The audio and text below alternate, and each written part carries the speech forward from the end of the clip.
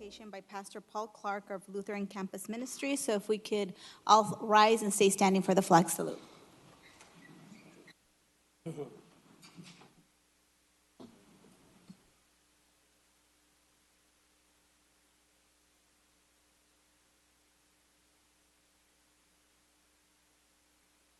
Share some words and then... Yes. Okay. You first go ahead and do the invocation. Thank you. Okay. I have a reflection from the World Council of Churches on gratitude. To wake from sleep into this day is gift enough for thanks. To hear a child's delight in laughter is gift enough for thanks. To sip a glass of clean, cold water is gift enough for thanks.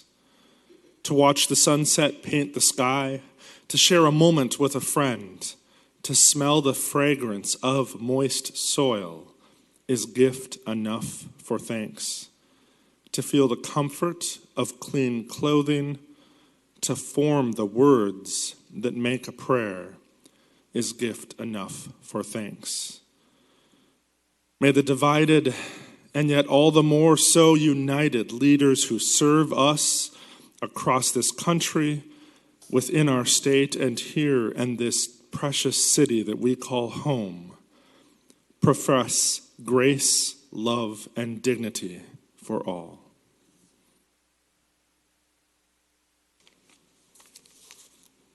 To the flag of the United States of America, and to the republic for which it stands, one nation under God, indivisible, with liberty and justice for all.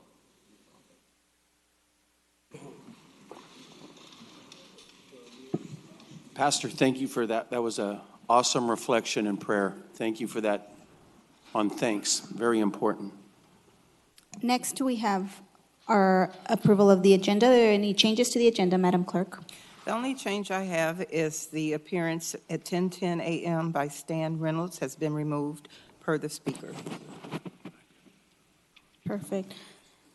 To any of my colleagues, do you guys have any changes to the agenda? Yes. Yeah, I was requesting if we could consider item 1M after we have our closed session, because there's some commonalities there. Great, so we'll go ahead and grant that, so 1M will be heard after closed session. Councilmember, did you intend to include 3I, the ATU General Administration item? Yeah, that is also, I believe it's on the closed session as well, and we're going to be discussing that as well. Thank you. Perfect. Is there a motion to approve the agenda? Motion to approve. Motion by Councilmember Capriolio, second by Councilmember Chavez. Any opposition? Seeing none, motion carries 5-0 with Councilmember Brandao and Councilmember Olivier absent. Could I interject and ask what changes were made to the agenda? I apologize. I can. Councilmember Bredefeld requested that items 1M and 3I be heard after the labor closed session. You're welcome. So next we go to consent calendar. If anything gets pulled, we'll go ahead and hear it after the ceremonial presentations. So would any member of the public like to come and speak on consent calendar? Seeing none, we'll bring it back. Councilmember Bredefeld. Yeah, I'd like to pull item 1E, 1F, and we already talked about 1M. Thanks. So items 1E and 1F will be pulled and heard after the ceremonial presentations and council member reports and comments. Anything else? Looks like the screen is clear. Is there a motion to approve the balance of the consent calendar? Motion to approve. Motion made by Councilmember Capriolio and second made by Councilmember Chavez. Any opposition?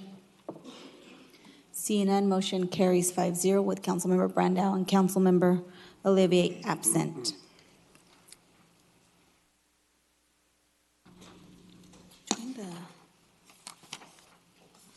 So we have ceremonial presentations. We have the presentation by the mayor.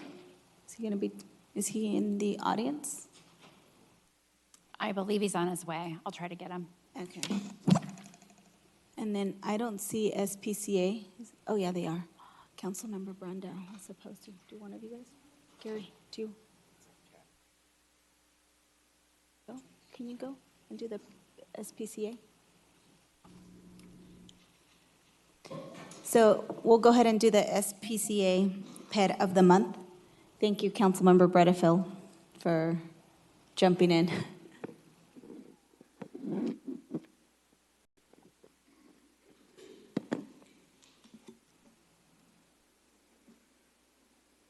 Well, this is one of the great things we get to do is introduce these beautiful pets that people can adopt, because we have lots of animals that we can adopt, cats and dogs, and we adopted and rescued a dog about a year ago, Coco, and we love her. And this is a beautiful, what's the kitten's name? His name is Tic Tac. TikTok? Tic Tac. Tac. Well, beautiful kitten. There are plenty of animals to adopt. I'm going to let you talk a little bit about that, and hopefully people will come and to your organization and start adopting some of these pets who need homes. And we often talk about we rescue them, but people often feel that they've been rescued by these little animals. Go ahead. Yeah, that's definitely true. The SPCA always has a lot of different animals to adopt, dogs and cats, but also exotic animals like rabbits, guinea pigs, chickens, livestock. So any animal that needs a home, we take in. And Tic Tac was actually a member of our foster program, so we also take in animals that are too young to be adopted. So they come in, too young to be away from their mother, but in need of a home still. So our foster parents take them home and take care of them until they're ready to be adopted, and then they get put up for adoption like Tic Tac here. So we're always in need of foster parents, volunteers, donations of, items and funding, of course. So we're happy for any kind of help that people are looking to offer. And then, of course, if you're looking to adopt, we're open 7 days a week, so you can come and take a look and see what animal is the right fit for you. If you'd like to contact us, you can call us at 233-7722, or you can always send us an email at adoptions@ccspca.com. And we're happy to answer any questions that you have, and of course, we're happy to help you find the right pet that you're looking for. Thank you so much. Thank you. Next, we have the mayor's office, and he's doing a special proclamation of Madeline and Clifford Garten Day.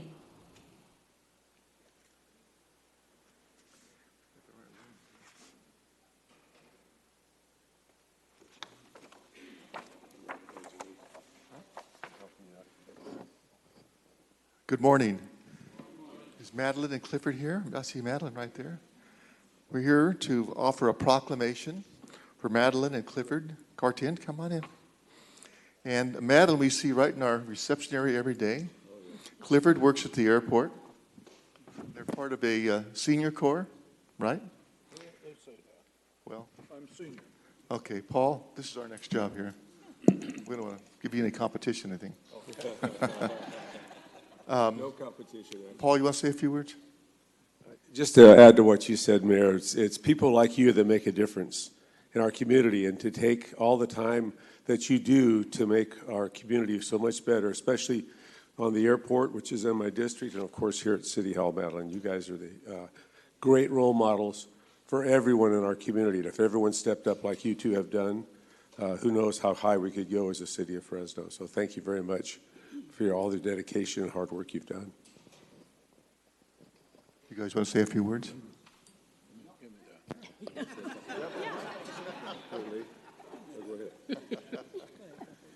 Well, volunteering has been a lot of fun. Been doing it for years. Close. All right. But I have a guest today. He knows about volunteering too. Most of you know him, Victor Salazar. Victor, stand up. Let him know you're here.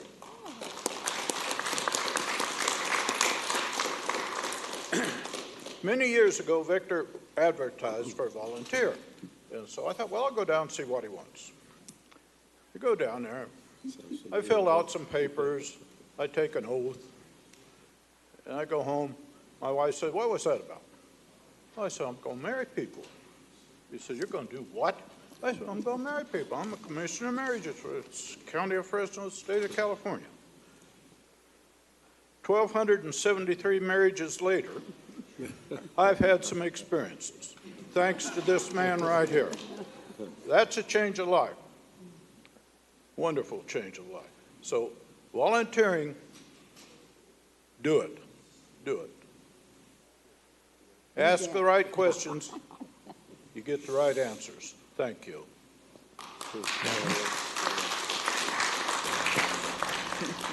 You're going to be sorry about this. I'm usually talking to students in here because, as most of you know, I do a docent. I had a group just yesterday, in fact. Anyway, I love volunteering. It's been a great experience for me. Going on 17 and a half years now, it's the first time I've had the opportunity to come see the pet of the month because I'm usually too busy downstairs, okay? I've had wonderful experiences. I pestered, Councilman Baines left. I pestered him, and finally he relented, and I was honored to transport him in my little yellow sports car in the Veterans Parade 2 times. So that was great. I've had the opportunity to meet people from other countries. I've had 2 delegations come from Korea. In fact, Mayor Brand was here last Friday and talked with him. I've had 2 from Bolivia, 1 from Brazil, 1 from Japan. So these are wonderful experiences, and I've loved 17 and a half years being here. Elba just gave us a pin. It's got 25, so they say when you volunteer, it adds 7 more years to your life. So I'm hoping that I make it to year 2025. So thank you for allowing me to be here. It's a great, great experience for me, and I love it. That's all time you get. I know. You only have 3 minutes. They are such an amazing couple.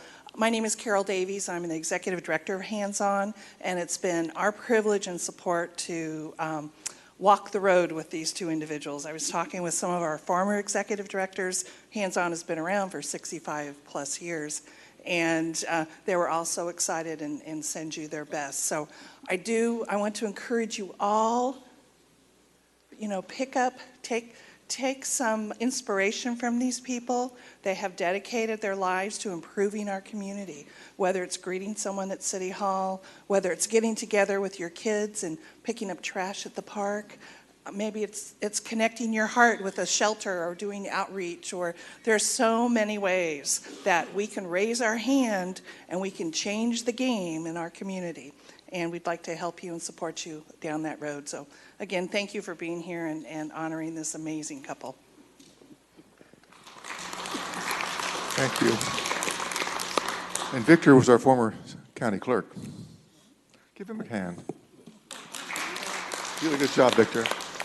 City Clerk, would you read the proclamation? Whereas Senior Corps is a network of national service programs for Americans 55 years and older, made up of 3 primary programs that each take a different approach to improving lives and fostering civic engagement. Senior Corps volunteers commit their time to address critical community needs, including academic tutoring and mentoring, elderly care, disaster relief support, and much more. Whereas Madeline and Clifford Garton have been happily married for 63 years and continue to bring much happiness to others through their volunteerism.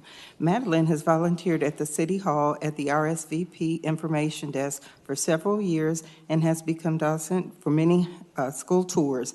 In addition, she has volunteered for the California Highway Patrol.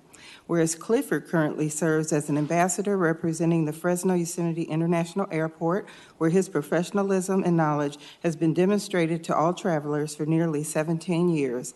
As a volunteer with the Fresno Veterans Home, Clifford provides companionship and encouragement to all veterans that reside there. He spent 20 years setting the standards for the State of California General Machinist Joint Apprenticeship Division, as well as he volunteered Deputy Commissioner Commissioner of Marriages for the Fresno County and has performed over 1,273 wedding ceremonies.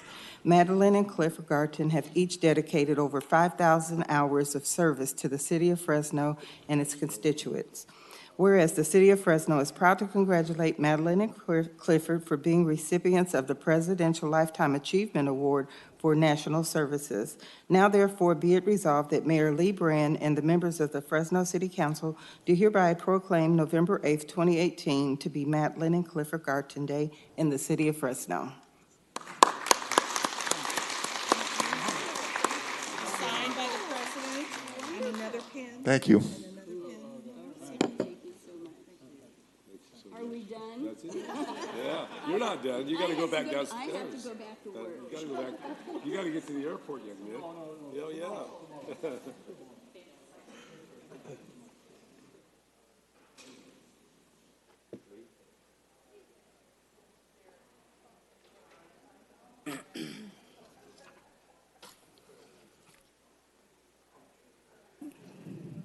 Congratulations and thank you for the work that you guys all do. Next, we'll go to the approval of the minutes. Are there any changes to the minutes of October 25th, Madam Clerk? No changes. Is there a motion to approve the minutes? Motion by Councilmember Baines and second by Councilmember Chavez. Any opposition? Seeing none, motion carries 6-0 with Councilmember Olivier absent. Next, we'll go to Councilmember reports and comments. Councilmember Capriolio. I'd like to adjourn today's meeting in memory of those who lost their lives in last night's senseless shooting in Thousand Oaks, especially in memory of Sergeant Ron Hellis, a 29-year veteran. He had 1 year to go and he was going to retire. And on that event, he rushed into that scene and lost his life. So if we could adjourn the meeting in memory of all those that suffer that tragedy this morning. On a greater note, I'd like to thank Public Works for the great work they've done at El Dorado Park. In our neighborhood over there, they just keep coming back and doing more and more things to upgrade El Dorado Park. Some of you may know it as Sin City, but that's way, way back when. So it's truly El Dorado. It's truly the Golden Park. So I want to thank Public Works. I see some faces out there, and thank you guys so much. Especially Scott Mosier and the A+ team at Public Works. Also this morning, I'll be hosting the Fresno State Associated Students, Inc. Those are the elected officials from the university in my district.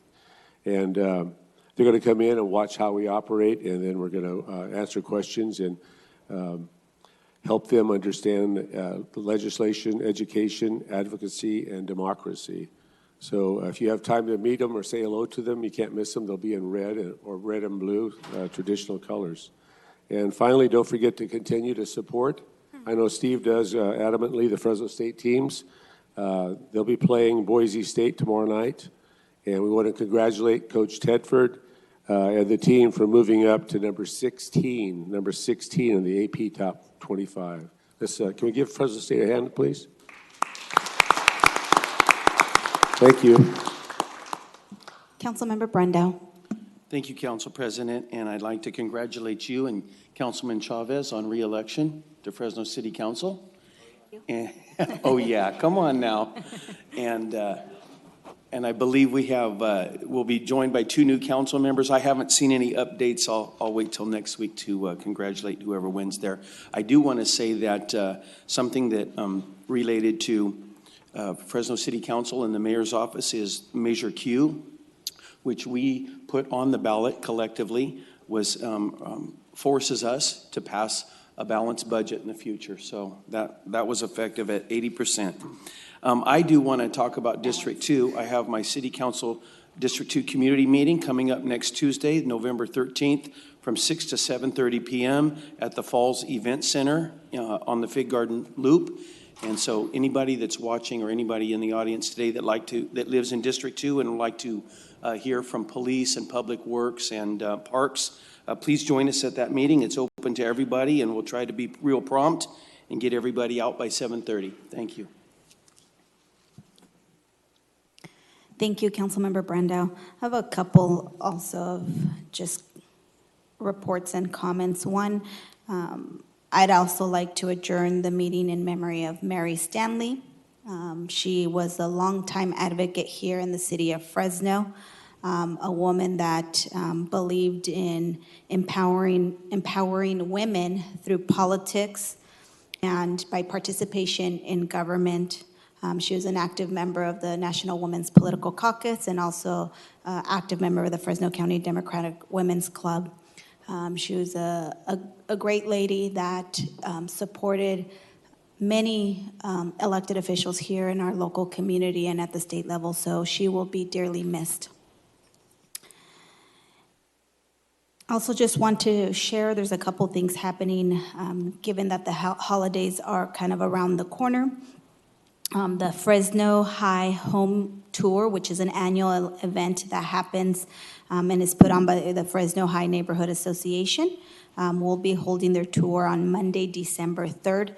Tickets have gone on sale, so we encourage folks that want to support this effort to join us in purchasing those tickets.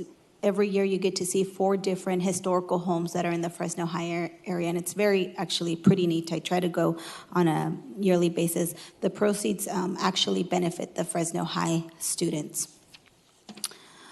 Also, just want to congratulate again the Guadalajara restaurant. They had a 30-year anniversary. They are located on like Clinton and Weber area. If you haven't had a chance to visit them, they're a great small business restaurant that is looking to expand and continue to improve the neighborhood around it. So it is great to see that these small local businesses and restaurants, actually, because we know that restaurants can have a really hard time surviving that long. The fact that they've been working for 30 years is a pretty remarkable story. And then lastly, just want to say that I am doing my 6th annual holiday toy drive, so we will be working with local businesses to do collection of toys, again, for the benefit of underserved kids in our community. And so if you follow us on social media, you'll get the details there. That's it, so thank you. Next, we'll go on to contested consent calendar. We'll start off with item 1F, or 1E, excuse me.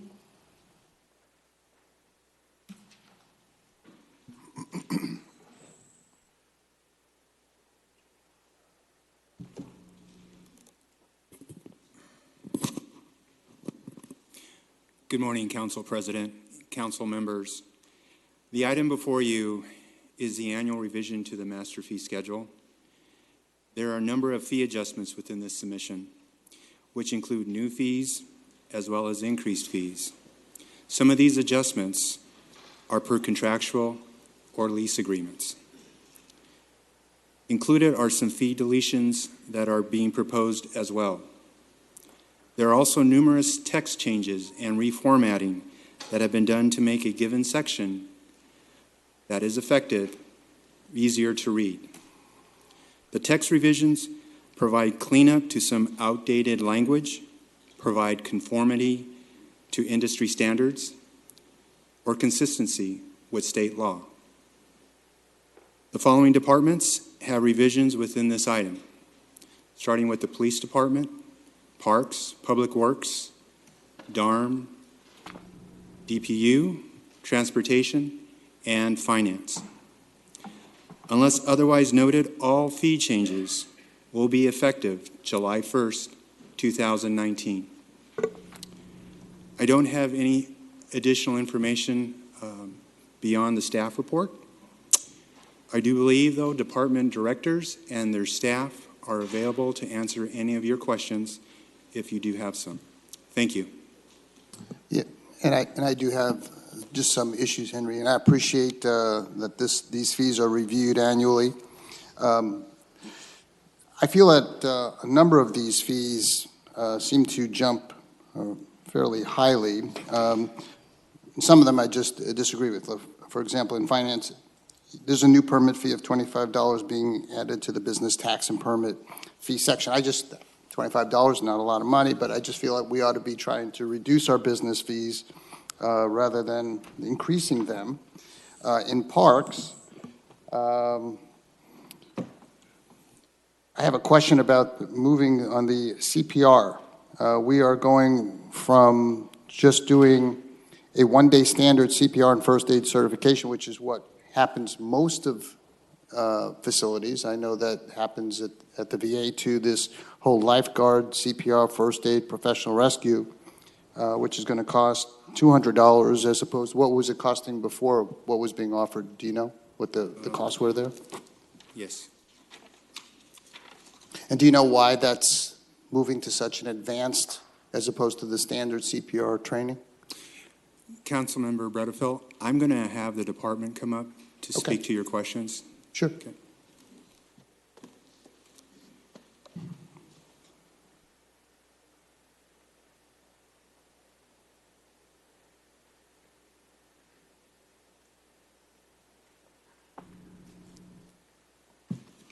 Council, I'm Diane Prince White. I'm the Senior Management Analyst with Parks. We have gone in Parks from offering just a basic first aid class to lifeguard training, which is more comprehensive. This is what our lifeguards need in order to be certified as lifeguards. Just a basic first aid class is not what they need. They need to be trained as professional rescuers. Okay. Is that required by state? We do require it for our lifeguards. City yes. is requiring it? Yes. Okay. Okay. I understand that.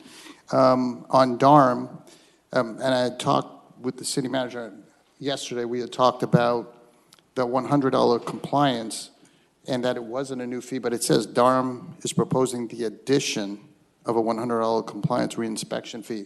Is that not a new fee, or is it a similar fee for the rental inspection program, which I do not support, in case you didn't know? Good morning, Councilmember Bredefeld, Jennifer Clark, Director of Development and Resource Management. This fee is actually called out in the Rental Improvement Act. However, it was not placed in the master fee schedule, so we're simply placing it into the master fee schedule at this time. So it is a new fee, or it's not a new fee?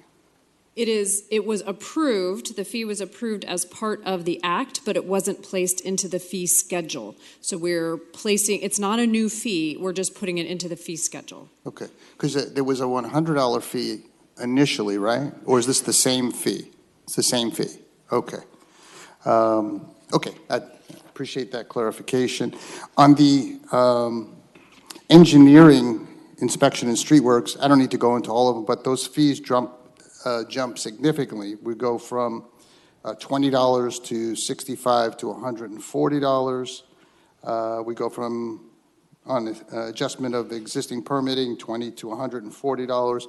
And so I just have a trouble with the fact that they're being increased, but how usually they're jumping. I mean, they are jumping significantly.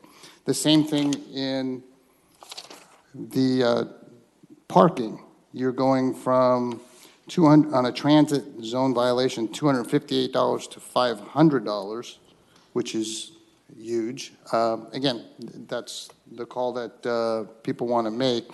I'm not going to support all of these fee increases. I just have significant difficulty with charging our customers more and more fees, particularly when I think we're not spending our money wisely, such as employee incentive time off, but that's another separate issue. So I won't be supporting this today. I'd like, if it's okay, to call Scott up to talk about the fees in Public Works. And then Sure. I know, and I have Thomas in the back too, our parking manager, who can speak to why the transit fee, that violation is the way it is. And it's basically to deter folks so that we can keep our buses on schedule and the headways the way. So I have Thomas here as well if anybody would like. Sure. But Scott, do you mind coming up and just giving a kind of a brief overview of the fees that you're proposing to increase? Good morning, Council. Scott Mosier, Public Works Department. In Public Works, the adjustments really fall into just a few categories. One, as Councilmember Bredefeld had noted, we have a fee that has not been adjusted the entire 16 years I've been here, which is $20 So for example, if an outside utility company, say PG&E, is processing like a utility plan, gas plan, electric plan for street work in the city, the Public Works review, the charge is $20, and we may spend a few hours upon that work. We may spend time. So currently the city is subsidizing that effort, and if we do not adjust that fee, we would continue to subsidize outside third, non-city type utilities for those types of permits. So again, that is a policy decision. We also have adjustments in Public Works related to contractors who violate, who either do not obtain a traffic control plan or they work basically knowingly in violation of that plan. And we have experienced that over the years. Our inspection staff notifies them in the field, this is unacceptable, but then oftentimes we'll see some of those contractors return to doing exactly the same thing after the inspector leaves. And really there's no financial penalty that the city has at all on that, unlike other cities. So this does show that as $1,000 in that situation for not obtaining a traffic control plan. Violating one is $500, and then just not having a copy is $100, so not utilizing that plan. And lastly, the third one is just a change in the traffic control plan review fee. The current structure has an $87 in-office fee and field inspection $298, and this breaks it down a little better into 3 levels, very simple level 1 plans, level 2 that's like a lane closure, and level 3 that's major closure. So it really gets the cost and that fee more in line with the type of work performed. And if there are any questions, my staff and I are available to respond and provide more information. Yeah. Thank you. Thank you, City Manager. Appreciate it.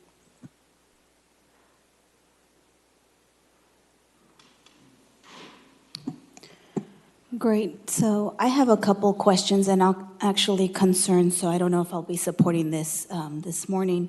I have a couple questions regarding going back to the parks one. Where is staff?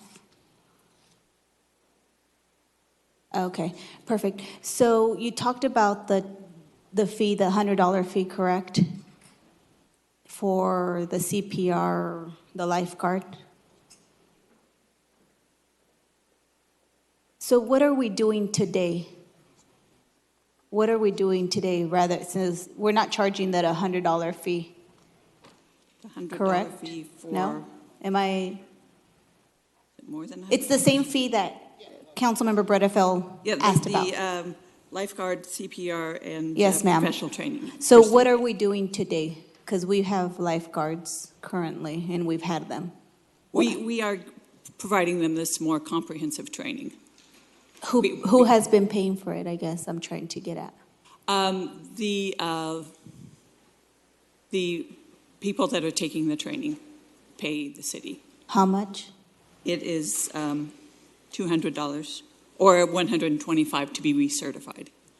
So they're already paying that amount, and then what are you changing the fee to be?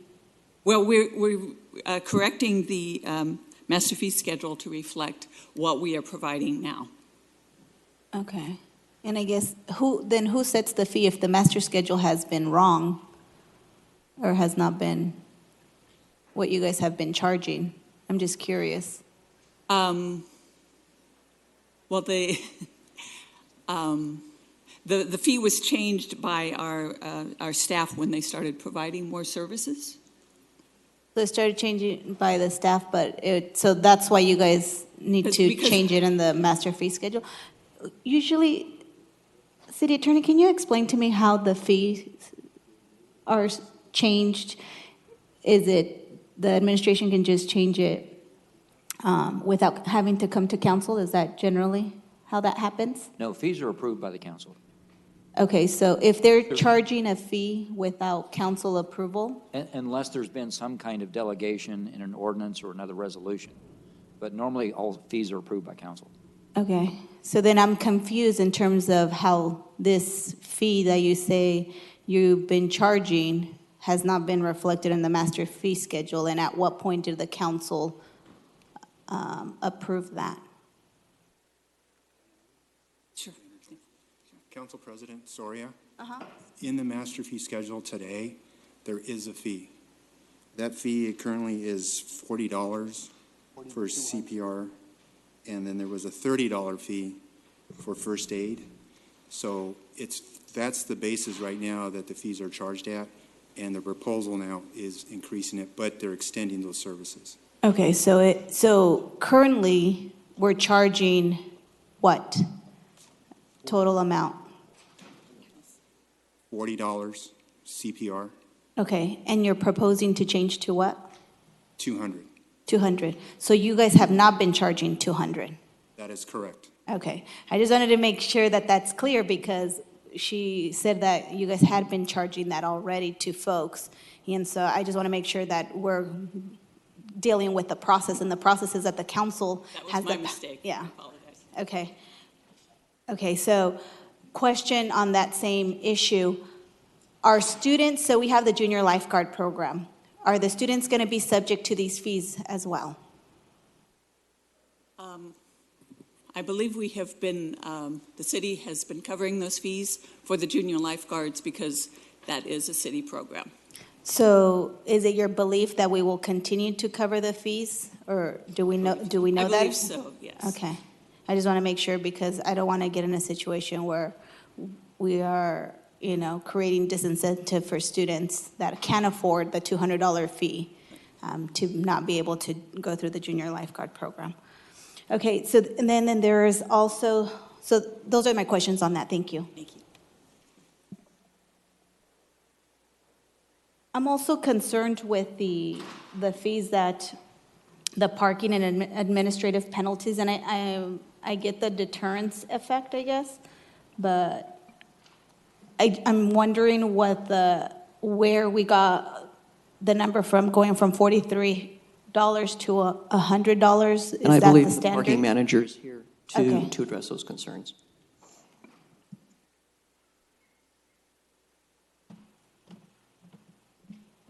Thomas Gaffrey, Parking Division Manager. Council President Soria, when we were looking at the overall listing of parking violations in the master fee schedule, one of the things that came up was that the difference between our base violation for our most common citation, overtime at a meter or overtime in some other space, is $33. But some of these other violations that are more safety type violations, blocking a sidewalk at $43, blocking a fire hydrant at $58, that price difference for the behavior going on was not sufficient to garner compliance compared to what other peer cities do in terms of a best practice, which is the safety type violations that you see being increased to $100. We're done with that methodology in mind. Okay. So the standard around here is the $100. Is that what you're saying in terms of these typical? And I'm just curious, do you guys have data on the number of these types of violations? Yeah. I would be interested in maybe getting some of that data. Yeah, there was a few of the data points in the staff report, but again, these are lower volume violations that we encounter. So, for example, we only issued 294 violations last year for someone parking in a bike lane. And So it's not much of an issue? no, well, no, it's not in terms of the number of citations we issue. It's not something that impacts that many people because it's not something that folks generally accidentally do. We issued 252 last year for folks parking in front of a fire hydrant. Okay. Okay. I'm not sure I agree with the reasoning, but that's fine. Council, I have a suggestion. If there are questions on the part of council members, The administration is prepared to roll this item over to the 15th so that we can address some of your questions perhaps offline. So if that is a preference that the council would endorse, we would be willing to push this to the 15th. Yeah, I'm okay with pushing it over to the next council meeting. It's up to, I mean, my questions are answered. I don't know if you have more questions. I'm prepared to vote on it today. I could either do, but if folks have If you don't have questions, more, let's take a vote. want more time, I'm happy to provide that as well. I'd like some more time. Okay. I do have a question on the inspection. I do have another question on the. Which inspection fee? Yeah. Which? The reinspection. Oh, okay, so DARM, Jennifer. Yeah. Or Kelly. On the reinspection, so was this included in the ordinance? So in the regulations where the ordinance was adopted, yes, it's called a compliance reinspection. Okay. Yeah, the regulations that are online include that. City Attorney, did you pull up that regulation that you and I were talking about? We were looking at the ordinance itself. The Okay. ordinance itself sets the initial inspection fee to not exceed $100. Okay. It doesn't directly address the reinspection fees. So there's nothing is that in separately, the regulation, according to what Kelly is saying? It may be in the regulations. I don't have those handy. Okay. So the ordinance and the regulations were done in coordination, and they were updated, I want to say, in December of 17. And so it's all listed on the website, but the ordinance was done separately and a little bit more generic, and the regulations filled in much more of the detail. Okay. So it was all included in that original package back from 17. Okay. 2017. Perfect. Thank you. You're welcome.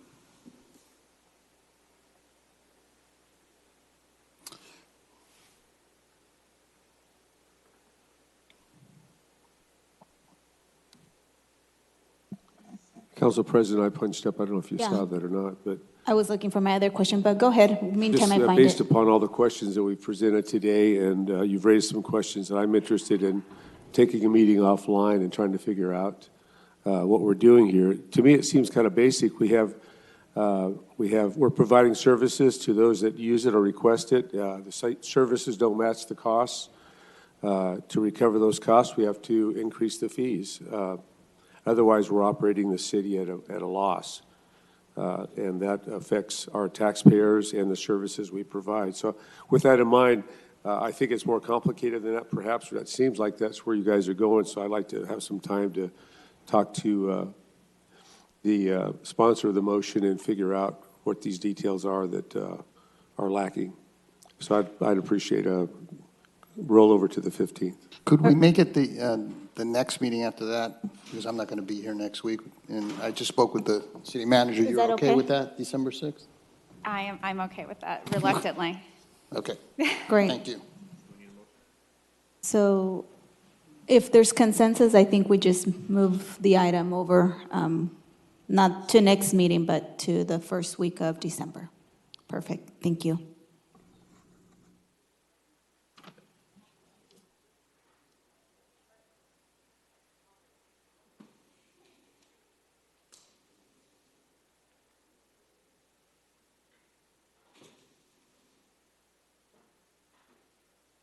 So just want to make an announcement. The TEFRA hearing that's scheduled for 10 a.m., we will be hearing it at 1:30 p.m., just so that everyone knows. I actually just heard that it's okay to hear now, whenever. It doesn't Oh, have it to is? wait till 1:30. Yes, so it was a little premature. Okay. Thank you. Okay, Al, why don't we do you want to do item 3A? Yeah. Okay, so we're going to kind of jump out of order, given a request by the administration to do item 3A. This is a workshop regarding mobile apps.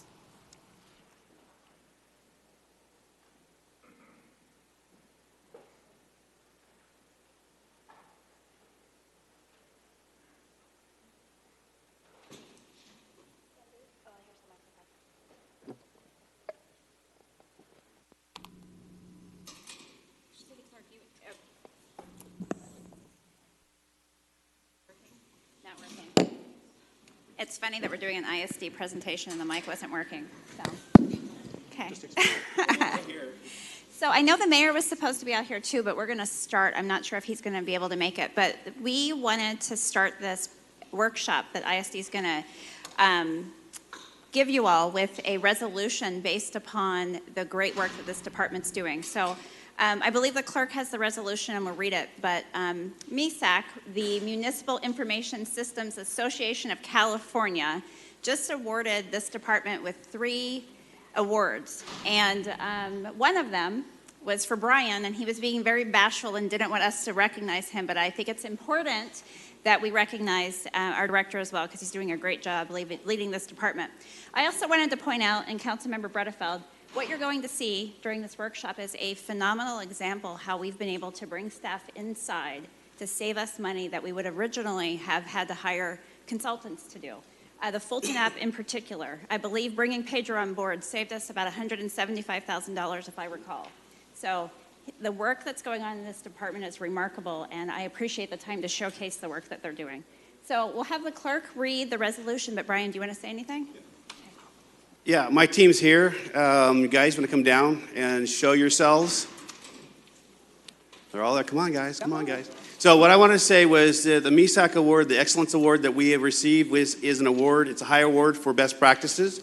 It's a very stringent award. There's over 100 questions. Our application was over 696 pages, including policies and whatnot. And what they do with the award is they award agencies who have best practices in operations and budgeting and training and education. So this is an award about the team. It's not about me. It's about the team. The team did a great job, and if we didn't have such a great team, we wouldn't have gotten this award. So I just want to sit up here and say thank you very much to the team. We all appreciate what you do. I appreciate what you do. And I want to say this is just the first step for the team and to keep up the good work. And this is most of the team. I know there's other team members in the field that are supporting the IT functions of the city. So join me in thanking the team and congratulating the team for getting this award, please. Thank you.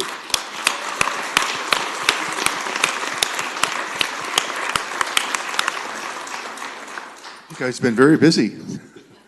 I want to personally be here to congratulate ISD for the really great job you guys are doing, moving us really at the cutting edge on technology. And just give a few things they've done recently. Fresgo, that started about a year ago or 2 years ago, it's up to over 20,000 users now, right? And Fresgo is a one-stop shop, gives everybody in this town an opportunity to report what's going on. They'll help council members out, the city administration out.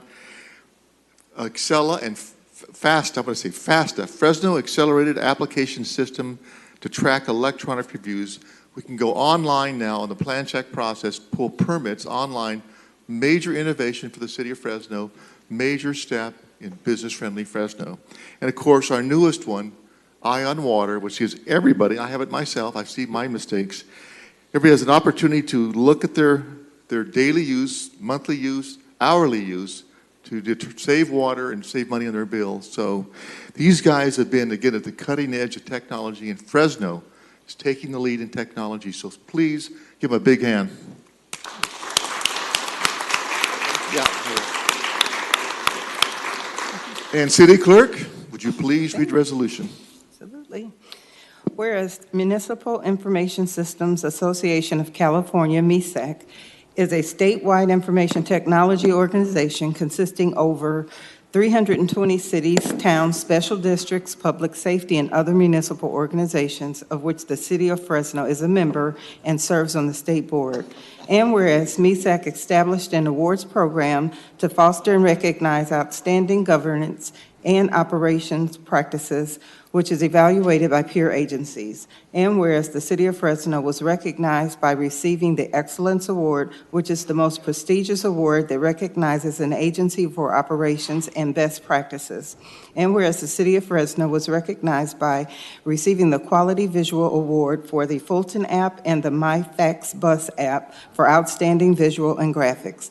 And whereas the City of Fresno's Chief Information Officer, Brian Horn, was recognized by receiving the 2018 President's Award in recognition for exceptional contributions and service to MESAC. And now therefore be it resolved that we, Mayor Lee Brand, and the City of Fresno Council recognize and congratulate the Information Services Department for these awards and their continued commitment to excellence.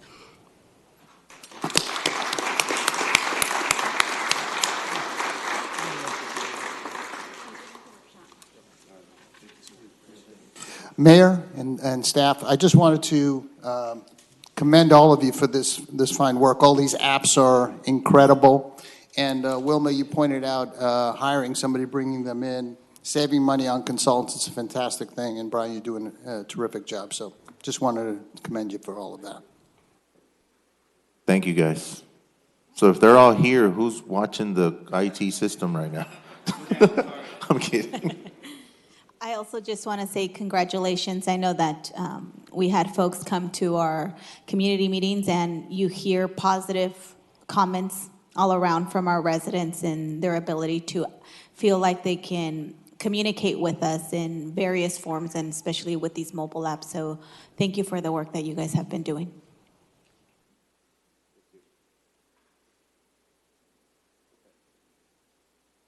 So thank you, I very much appreciate it. Brian Horn, CIO for the ISD. I want to thank you for the recognition. Yes, the team has worked very hard, and they work hard for you in trying to make things work for the city. Today we're going to bring you a workshop on what we've been working on, the mobile apps. There's a number of mobile apps that we have. Some are ours, some we have implemented that aren't ours, but we work with other departments to make sure that they work. And I can tell you that as part of the award that you just saw, 2 of these apps won awards at the MESAC conference recently for visual, and that's the Fulton app and the MyFax Bus app. So now I'm able to tell you that we can present you with your award-winning apps, and I'm going to turn this over to the staff because staff is going to do a great job of presenting this. You don't want to hear from me, you want to hear from them. So I'm going to turn it over to Pedro, and he's the first one up. Pedro? Good morning, my name is Pedro Bras, programmer analyst with ISD. We're going to start showing you in a number of apps that we've been developing. We're going to start with the Fresno Fax app, and I'm going to pass to Miguel. He's going to do the intro on it. Council President, council members, thank you very much for having us today. Miguel Ramirez, I'm the Community Outreach Specialist. Me and Pedro and our ISD team have been working on apps to help our citizens out. Our first one's MyFax Bus app. It's pretty much to give daily updates on our community, let them know where our fax buses are, and also the times they're going to be arriving at the bus stops. Thank you to the fax team. We've actually installed marketing materials on every single bus in the city of Fresno. So when you walk into a bus, you'll now see marketing materials in Spanish, English, and QR codes promoting our app. Some of the features that the app has, it has translation in Spanish and Hmong. It starts in English, but it's easy for the consumers to be able to translate the app. It has real-time location. You can see every 60 seconds the app refreshes and show where the bus is. You can see the next 5 stops identified on the map where the bus is going to be, so it's easy to catch the bus. It also has customer service. So anything related with fax, you can click and navigate, you can click and call, you can link to Fresgo to submit tickets with fax. Everything is basically all in one. The next app that we're going to talk about is the Fulton District app. Miguel? Part of the 2013 Tiger Grant was we had to create an app to do community outreach. This is our version of that app. It's called the Fulton District app, and with some new technologies we've incorporated in the ISD department, me and Pedro were able to include all the Fulton Mall art pieces in 3D and also timeline version, so it's pretty cool.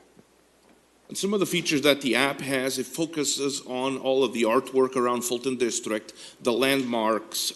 You can view how Fulton was before and how it is now. And I'm going to show you one of the best features that we've done is we use the same technology as Google Maps uses is for showing the street. And I'm going to jump to the browser. And this is an example of what we have for Fulton Districts. For every single piece of artwork, you can actually navigate just like you do on Google Maps and look at the artwork. and you can go around the piece of artwork and actually be able to zoom in and navigate downtown. So we've actually done all of Fulton District, all of the artwork around it, all into the app itself.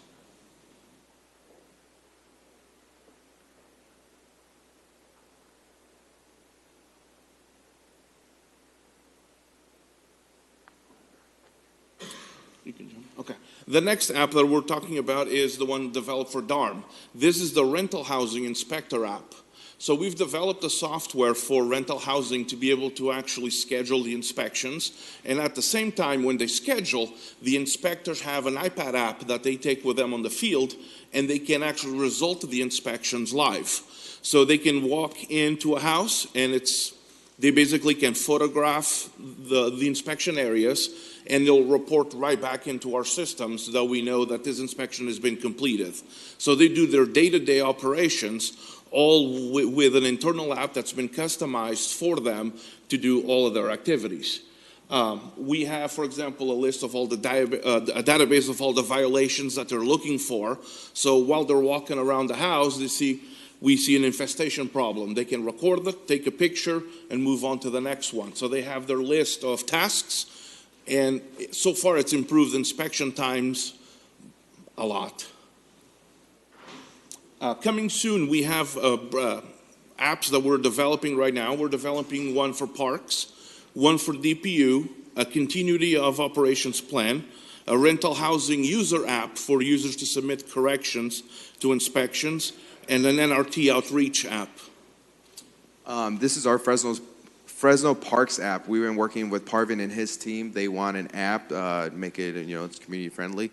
So with this app, they'll be able to check out find a park in your area, program services, reservations, customer service. Also, if they want to, with the fax app, you can now get the fax app and it'll take you directly to one of our parks. They're all going to work together. This is what the app will look like. This is just a mock-up, hasn't been designed yet. And we're meeting with Parvin and his team, and once we get approval, move forward with the stage.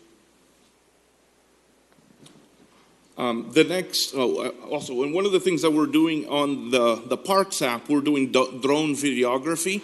So we're actually planning on going and doing video of each one of the parks from above. So it gives you an overall view of what a park would look like. And we have a sample of what we're planning on. Yeah, in ISD, we got some really cool toys. We have a Matterport camera. Pretty much what real estate agents are using in their new houses. It scans everything 3D. We just got a drone. This is what we're going to be doing to all of our parks. This is the regional sports complex. So if somebody has never been there and wants to check it out, they can check it out through the app.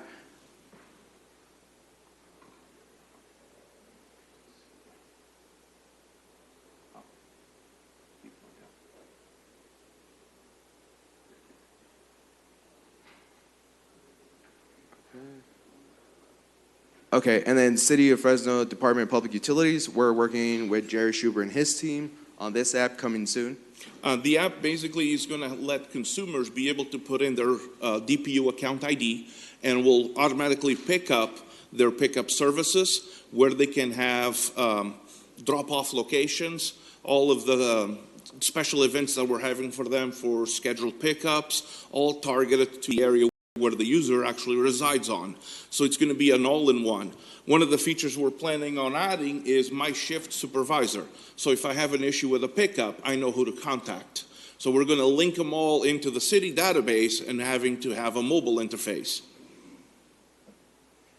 Here's some samples of what the screens are. And other cities are doing something similar to this, where I can log in and see if I have a no pickup day of a holiday. So it'll have their complete schedule all ahead for the whole year, all into the app.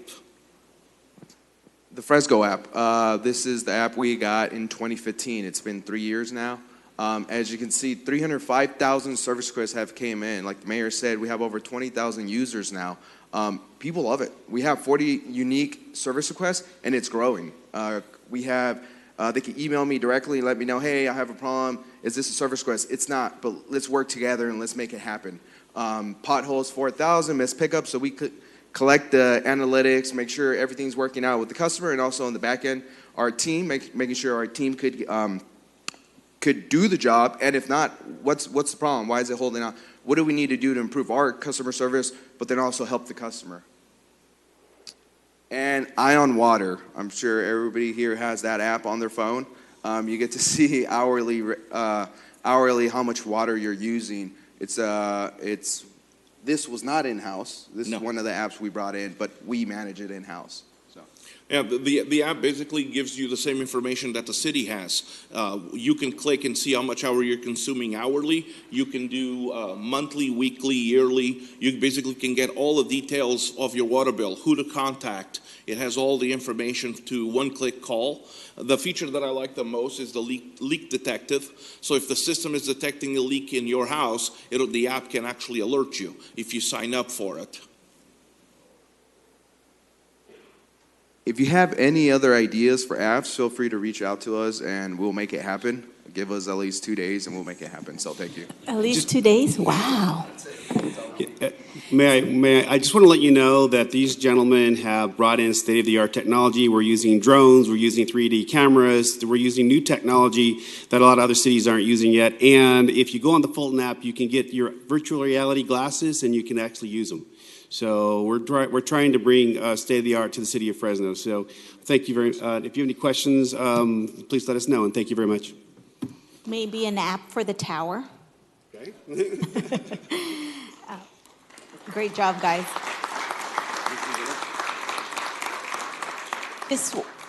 Just wanted to, again, confirm. So you guys said all these apps work together somehow? Yes, they will eventually work together, but what we did was with the fax app, now we can track the fax buses. Eventually, what we're going to do is once the parks is still in mock-up stage, it's just PDFs right now, it's not an actual app. Once Pedro finishes that and Parvin and his team approve it, we'll turn it into an app. So if you want to get to Woodward and you live in Southeast, download the fax app, you put in Woodward, and it'll tell you how to get there, what buses to get there.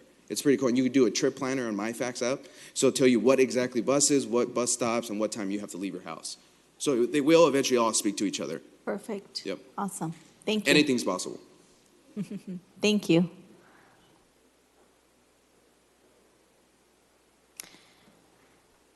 Next, we'll go to scheduled council hearings, and we'll go to the 10 a.m. TEFRA hearing. This is to hear and consider information concerning the proposed issuance of revenue bonds by California Municipal Finance Authority for the purpose of financing or refinancing the acquisition, rehabilitation, improvement, and equipping of Hotel Fresno apartments. Good morning, City Council members. Mike Lima, Finance Director, Controller. Before you today is a resolution approving the issuance of no more than $20 million in tax-exempt bonds by the California Municipal Finance Authority on behalf of Hotel Fresno Apartments, LP. The proceeds will be used to rehabilitate, improve, and equip a 79-unit rental housing project located in the Hotel Fresno building at 1241 Broadway Plaza. Under the Tax Equity and Financial Responsibility Act, or TEFRA, the governing body of the entity where the facilities that gain the benefit from the bond issue are located must hold a hearing to receive public testimony and approve the issuance of the bonds. This hearing was noticed in the Fresno Bee on October 24th, and as of today, we have received no testimony either for or against the proposed action. Payment of these bonds would be the sole responsibility of the California Municipal Finance Authority from their revenue streams. The city would have no obligation or liability associated with this facility or these bonds. Staff recommends that Council conduct the required TEFRA hearing and at its conclusion adopt the resolution approving the issuance of bonds by the California Municipal Finance Authority. I'm available to answer any questions. Thank you. Thank you. We'll go out to the public. Is there anyone in the public who wishes to comment on this item? Great, we'll bring it back to the dais.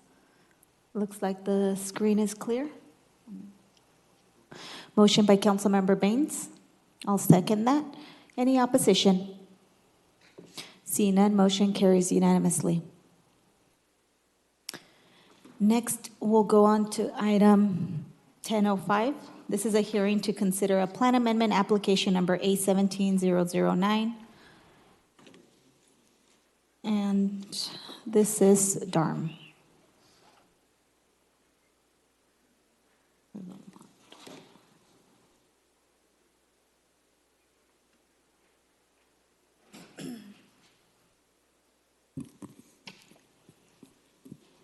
Good morning, Council President and Council members. My name is Ricky Caperton. I'm a planner in Planning Department. Today I have a brief presentation on Plan Amendment A1709, Rezone Application R1713, Conditional Use Permit Application C17101, and the related environmental assessment. So the subject property is located at 836 East Nees. It's the northeast corner of where Nees and Bond intersect. The application for the plan amendment A1709 proposes to amend the Fresno General Plan and Woodward Park Community Plan from land use of commercial recreation to community commercial. The rezone application R1713 proposes to amend the zone map from commercial recreation, urban growth management conditions of zoning to commercial community, urban growth management conditions of zoning. Conditional use permit application C17101 proposes construction of an approximately 9,175 square foot funeral home that's going to include 190 seat chapel, lobby and offices on the interior, as well as landscaping and on-site parking. I do want to make clear that no cremation or crematory activities or body preparation will occur at this location. Staff recommends the council adopt the environmental assessment, adopt the resolution approving the plan amendment, as well as approving the rezone application and approve the conditional use permit application. And that concludes staff's presentation. Great, thank you. We'll go out to the public. I think I have one card by Mr. Greg Warmerdam. Is that?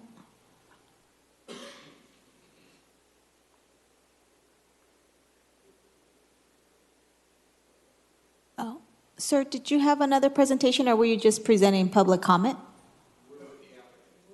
Okay, well, why don't I'll go ahead. Did you want to come up first and then we'll go to public comment?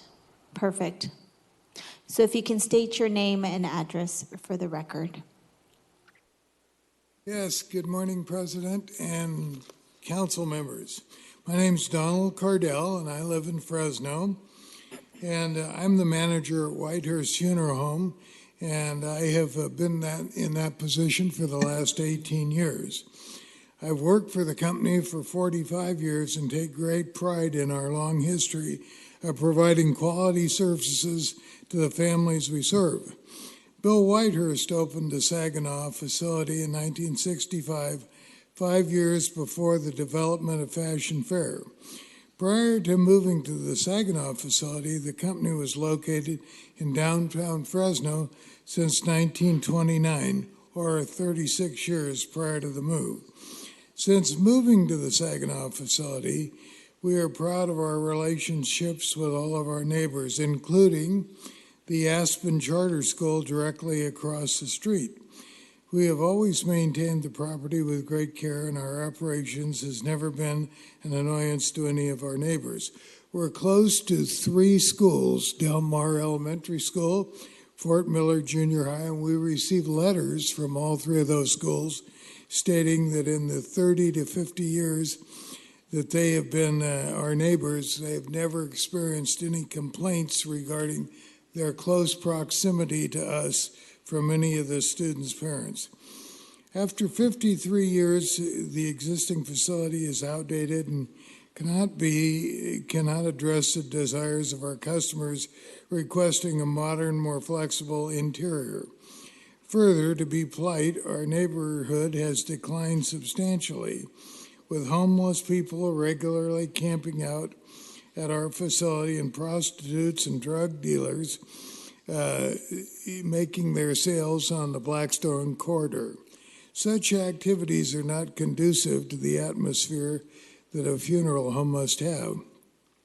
The company selected the new location because it is on a major roadway connected with Highway 41 within a commercial center and is approximate to 20 churches. Using our 2017 as a typical year, Whitehurst served 318 client families. 203 of those services were either at a church or a graveside service. 65 families chose not to have any service whatsoever.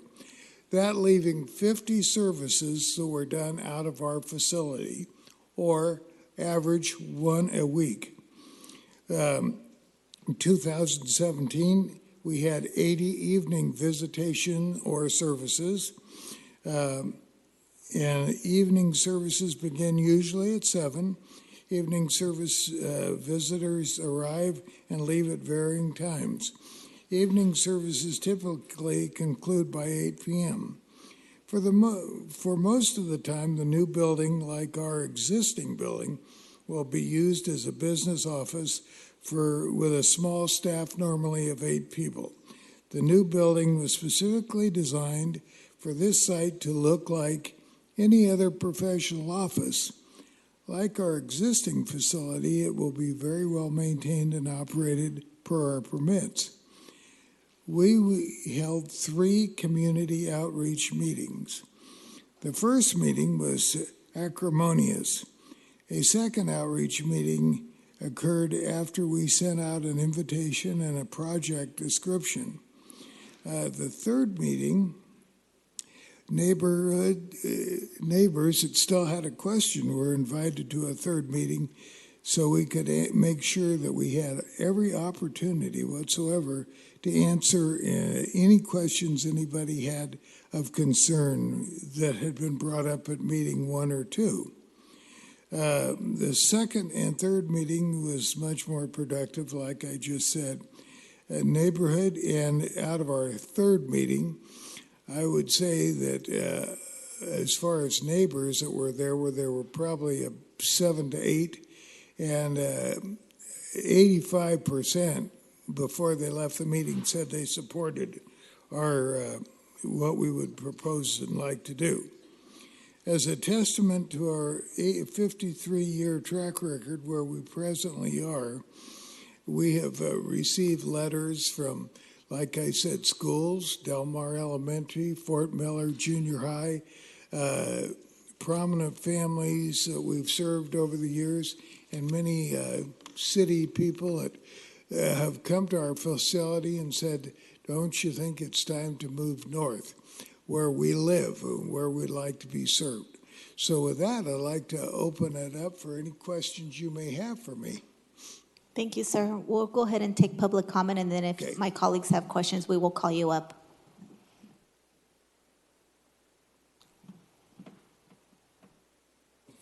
Good morning, Madam Chairman. I'm Dirk Puschel, and my business address is 923 Van Ness here in Fresno. I'm going to make some brief comments about the plan amendment request. That request is really a de-intensification of the land use that's existing on the property. As the staff report enunciates, the property is now designated for community recreational. So the concept was to have arenas, sports fields, skating rinks, those types of uses that we've demonstrated would generate significantly more traffic and potential annoyance to nearby property owners. This particular request was thoroughly evaluated by your staff following the CEQA evaluation process of 16 specific topics and 77 specific topics routed to your various city agencies and other regulatory agencies. None raised significant issues associated with the project. To put this proposal in perspective, if you use the Florida area ratio of the existing plan, we are developing at 1/10 the density that would be allowed. In other words, our building is at about 9,100 square feet, would be allowed to build almost 100,000 square feet. So by every measure, we believe that this is a less intensive use. As Don has mentioned to you, for most of the times during the day, most of the times during the week, the project is really an office with 8 employees. There are in the staff report a summary of the different development standards that are associated with the project. For example, we are proposing a 94-foot side yard setback along the 4.5 homes on our eastern side, where there is no setback required. A 30-foot setback is required along these, and Whitehurst is proposing 128 feet of setback. Parking, there's 101 proposed parking stalls where 37 are required. I can go into the traffic comparisons if you'd like, but if you were to compare this project with the existing gas station, if you were to compare this project with the planned uses for the property, we are fractions of the trips generated in total, or AM and PM. As a matter of fact, the 32 homes on Bond, on 6th Street that are immediately to our west, the 32 homes will generate more AM peak trips than this proposed project. The project was heard and evaluated by the Woodward Park Advisory Committee, who unanimously supported the project. It was also heard by your Planning Commission, who also unanimously supported the project. And as Don mentioned to you, we've had 3 neighborhood outreach meetings reaching out to 1,000 feet to our neighbors, and we believe that we've done an excellent job of reaching out to those folks. I'm prepared to talk about other issues if the council is of interest in doing so. Thank you for the time, and we ask that you support the project with the additional conditions that have been provided to staff, and that has to do with access limitation at the driveways, a fencing limitation so we don't have trespass when the building is closed, and also that any of the traffic that is generated by our staff or deliveries is going to be using Bond Avenue. So we've added 3 additional conditions to the conditions that were suggested by your staff. So we thank you for your time this morning. Thank you. Now we'll go on to the public. Mr. Warmerdam? I'm not sure. Warmerdam. Oh, sorry. Morning, council members. Madam President, thank you for letting me address you. My name is Greg Warmerdam. I'm a retired pastor, educator, longtime Valley resident, 1947 to be exact. I am in a unique position to speak to this building plan because I live right near Bond and Nees within 2 small city blocks, and I work for Whitehurst Funeral Home. So I think this would be a wonderful addition to our neighborhood because it fits our neighborhood, it improves our neighborhood, it brings a funeral chapel out to North Fresno, and not only just a funeral chapel, but a high-quality funeral chapel to our neighborhood. And since I live in the area, I would not want to encourage anything to move into our neighborhood that would mess it up. So, but this would actually make it better. It would be a blessing to the neighborhood, so I urge approval. Thank you very much for hearing. Great, thank you. Is there anyone else from the public who wishes to comment? Please. If you can state your name, address for the record, you will have also 3 minutes. Yes, good morning, Madam President and council members. Thank you for your time. My name is Jose Rodriguez. I'm location manager of Tinkler Funeral Chapel and Crematory. I just want to share the positive impact that we are to our neighbors. This past October 27th at our facility, Tinkler Funeral Chapel, we had a trunk or treat. We had about 600 folks join us, our immediate neighbors, and we had support from the community, from other businesses that help us support and make this happen for our immediate neighbors and community. I do want to share that the question, there was a KMPH, Fox News, and the question was asked to me, you don't have to do this for your community, why do you do it? And I simply stated, this is for the children of the community.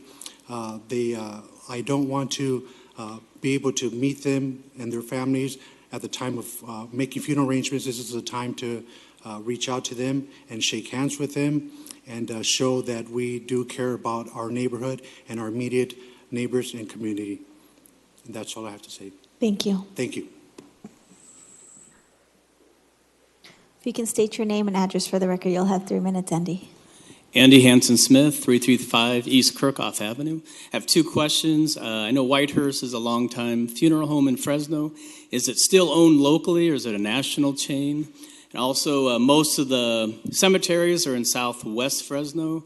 So I was curious about traffic, the funeral processions, going down to Southwest Fresno from such a far north location. Thank you. Great, thank you. So I have a couple of my colleagues who have punched up. Councilmember Bredefeld. Yes. Question, Ricky. In the staff report, it continues to say no crematory or body prep is proposed as part of this use, but it is a requirement in the conditional use permit that that not be a part of this project, correct? Yes, that will be part of the conditional use permit, that it will not be allowed there. It will not be allowed? Yes. Okay, because I was concerned when it said proposed, because that obviously was a big issue for a lot of folks. Signage, we've talked about signage. I was hoping to see, you know, what the sign would be. There's no pictures at this point of what it would be for the knee as people traverse knees. Is that correct? That's correct. Yeah, it's typical for signage to come at a later date. It does get submitted as a separate planning application where it undergoes separate review, so it's not uncommon to not have all the signage details at this early stage. I can't tell you what is allowed there. From what I understand, it's going to be a monument sign of some sort. There is no pole sign permitted in that district. So, can we, my office, have some input before this is approved in terms of the sign with your office? Yes. Okay, would you please make sure of that, just so we can take a look at that. You know, at one of the meetings, and in fact, it was the one we just had, one of my constituents made which I thought was a good point, out of their concern for the traffic on these, which obviously is getting worse, a right of way to get in off of these. But you said you can't do that because of an FID easement? Yeah, that's correct. So currently there's 20 to 30-foot easement running along these, which would basically prohibit any kind of, right turn pocket right there. Okay.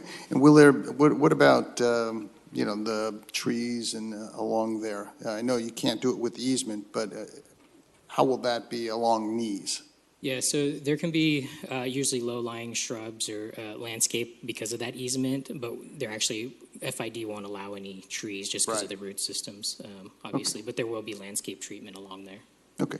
And Dirk, can you talk about how they plan on doing some landscaping?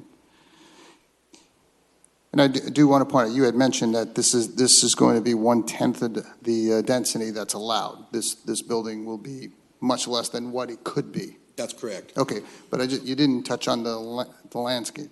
Yes, as Planner Caperton mentioned, we have a 20-foot FID easement, but behind that easement, we can plant trees, and we fully intend to plant trees along our frontage. As I mentioned earlier, we have a substantially greater frontage than is required, and we'll also have trees around the building. We want this to look very much like a professional law office. So when you drive by, it just looks like a regular office. And as I mentioned, I believe at our neighborhood meeting, there'll be no signage on the building other than the street address, entry, exit, those kinds of things, those traditional types of signs, but no signage with respect to the use. The location of the sign is identified on the site plan. We've met with staff. We know how big it can be. We want it to be architecturally compatible. And we have to have, by law, Whitehurst, Sullivan, Blair, et cetera, et cetera. Okay, and you mentioned about the 94-yard setback, though there's no requirement along the homes that are backed up. So that's quite a large setback, which is fantastic. And that first 20 feet, Councilmember Bredefeld, will also be landscape. Okay. So we intend to create a 20-foot landscape buffer along that first 20 feet from the block wall that would be the western line of the single-family homes for a 20-foot buffer of landscaping. And we can put trees there. Sure. Okay, and you talked about the 128-yard setback from these, though it's a 30-yard requirement. So, I want to tell council, we had the first meeting, the community meeting. It was absolutely contentious. I was ready for the fight, have no problem with the fight, and was ready to oppose this. But these folks really convinced neighbors. I asked them to have another meeting, a second meeting. They did at Woodward Park. I think it was Woodward Park Library. They addressed the concerns of the residents. We had a third meeting to address this issue. And that's the way it should be done. I mean, when there is a project and it raises concerns, and my initial reaction when I heard about this and had the presentation. I thought, I'm not going to support this, and people are opposed to this. And I think for the majority of folks, you convinced them, and that you will be a great neighbor, and this will be less dense and less traffic than something that could be there. And so I want to commend you. I want to commend the folks who did these meetings and work with the residents and address their concerns. You did it. And I appreciate that, because I think that's the way it ought to be done. And so I am very pleased to support this today. Please keep me involved, Ricky, with the sign. I want to make sure that, that is done well. I'm sure it will be. I'm sure this project will be done well. In terms of the questions that were asked, is this ownership in Texas, local, combination? There are corporate offices there, as some time ago Whitehurst was acquired, or Whitehurst acquired others. I think that's probably more accurate. Okay. I'd like to make a motion to approve as the staff report and recommendation. I'll second. Perfect. So there's a motion and a second. Councilmember Olivier. Thank you very much, Council President, and thank you to our staff for the staff time and the work that you did on this, and also thank you to our applicant. I've had the distinct privilege of being a council member and serving the Whitehurst facility on Saginaw for the past 8 years, and it unfortunately has presented some ongoing problems. It's kind of a tough stretch of Blackstone.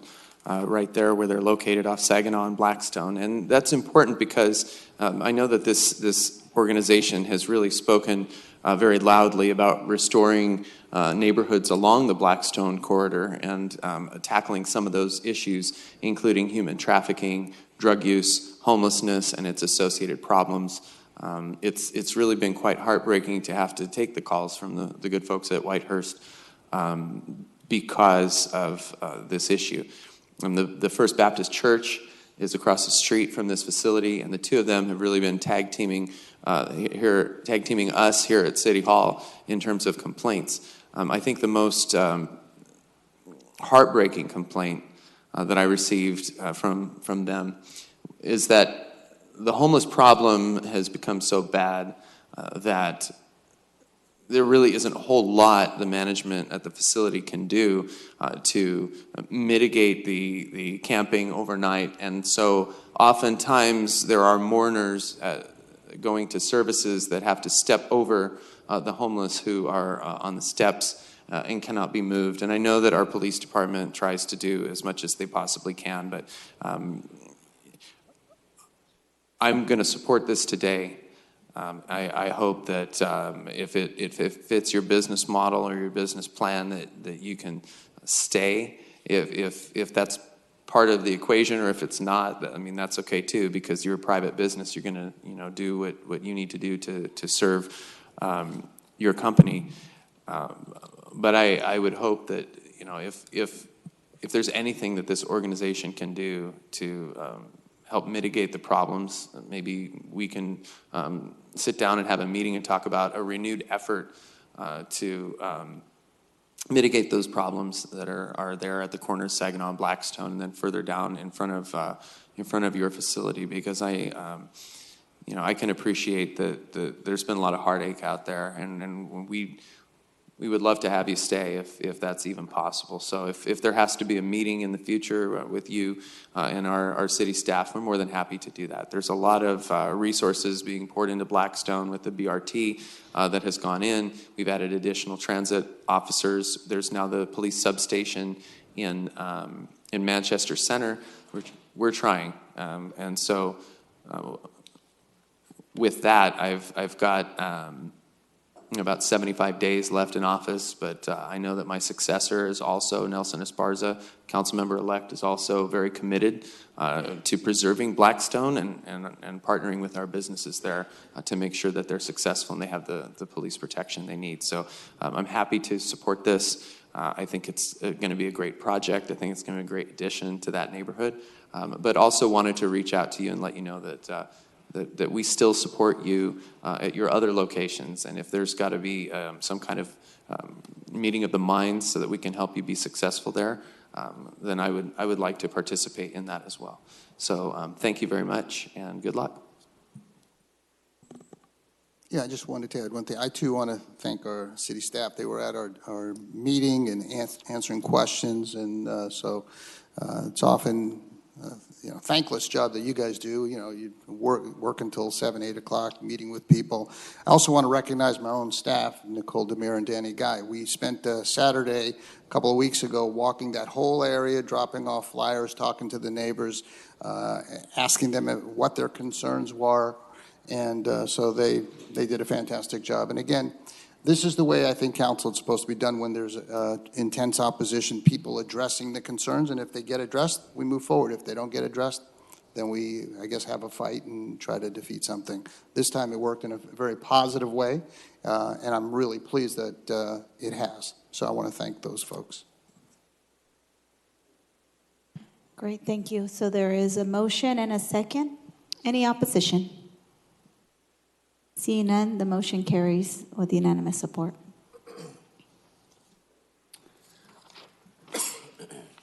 We're going to go back to the contested consent. I forgot to bring up item 1F, and I know that there's some folks in the audience.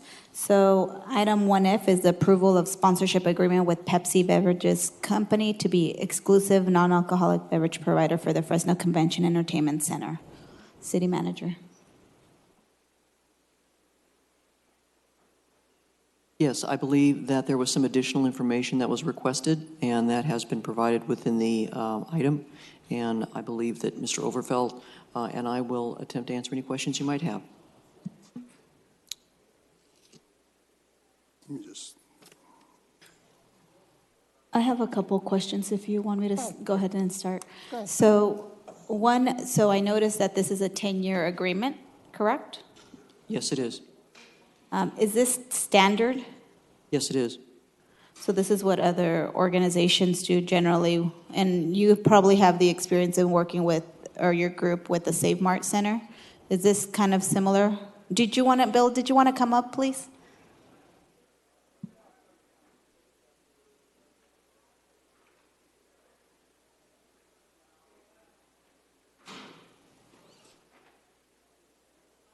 Excuse me.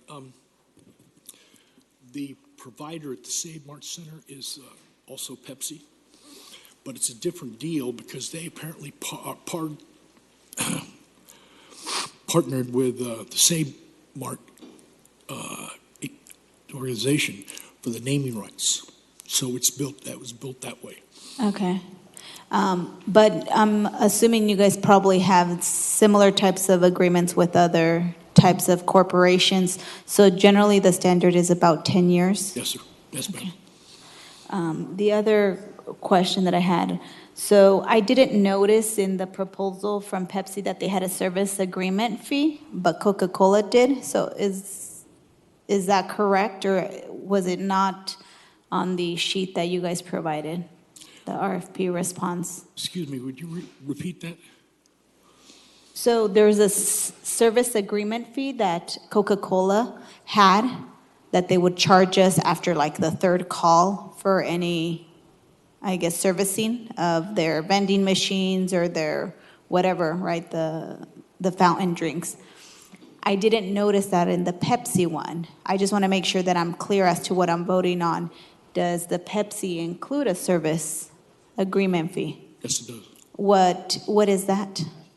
To repair equipment normally. So in the Coca-Cola one, I think the fountain service fee is 3 calls per machine per year, and then 18 fountain units. Oh, sorry. Just the 3 free calls per year per machine. Is that similar to what the Pepsi is doing? Because I didn't see it anywhere in the Pepsi one. So I just wanted to understand the difference. And the service wasn't limited to 3 calls. Okay. In Pepsi. And so very similar? No. 3 free? Better. Excuse me? It's better than what a Coke offered. Okay.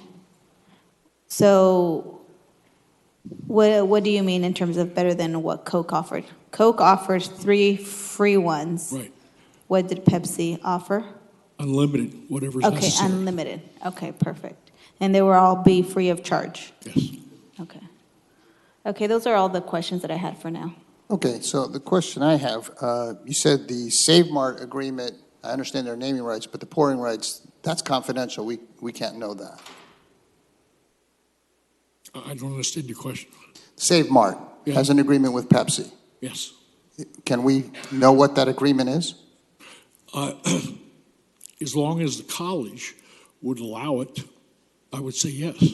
But it's a different kind of deal. They probably put up large dollars to be a part of the naming rights deal for the Save Mart. Yes, I mentioned that. You mentioned that in terms of the naming rights. Is there any way to have a comparative analysis to see what the city of Fresno is getting in its agreement versus another city? I know we're talking Save Mart because Save Mart's here. Is there a comparable city that has the same kind of deal that we're being offered here? I'm not So, familiar. City Attorney, do we have to cease if we don't have a quorum, or can we continue with the discussion? For this item, you can continue, you just can't vote. Okay, perfect. Yes, sir. If you would like some kind of analysis comparing this to what other cities and buildings have, I'd be glad to try to put that together for you. Yeah, I would, because this is just something taken by itself. For me, it still seems like, you mentioned it's well, I saw in the staff report, it's about $36,000 versus Pepsi would be about 24. Is that correct? Actually, it's Pepsi The other way. who had the bid. Yeah. The other way.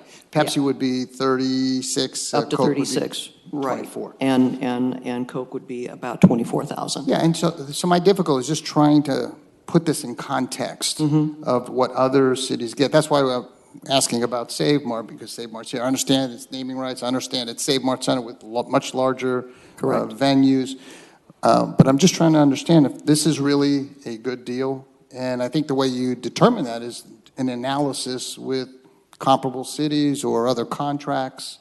I think that we could go out and do, and I could work with Bill to do a survey of comparable cities. I think that this is, by and large, for this facility and this city, an excellent deal, and that it would be used exclusively to maintain the convention center. But we can do that survey and get that information back to you. Yeah, and I just want to be assured that it is a good deal. And without that context, that's the only concern that I have. Understood. And just out of curiosity, the contract with SMG does work for Save Mart. They do work for us. Is that contract coming up? Yes, it is. When is that? It will be, I believe it expires in June of next year. Okay, and the plan is to go out to RFP? That is currently the plan, yes. Okay, because, I've always had concern about the dual hats that SMG wears, representing us, representing Save Mart. I think we have some competing venues, and so that's always been a concern for me, and that's also why I've wanted to look at this contract. So is it okay to hold this off until we get that information?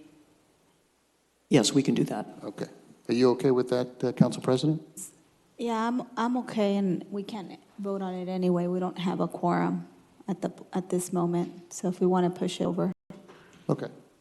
Okay. Okay, perfect.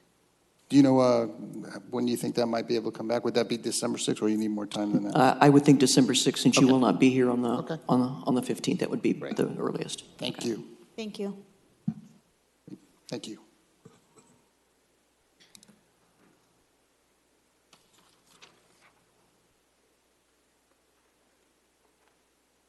Could we still move on to the next item if we don't have a quorum, or sure?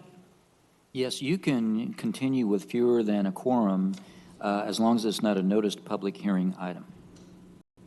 You just can't take any votes. Okay, so, let me go to unscheduled communication, actually. I have one card, David Love.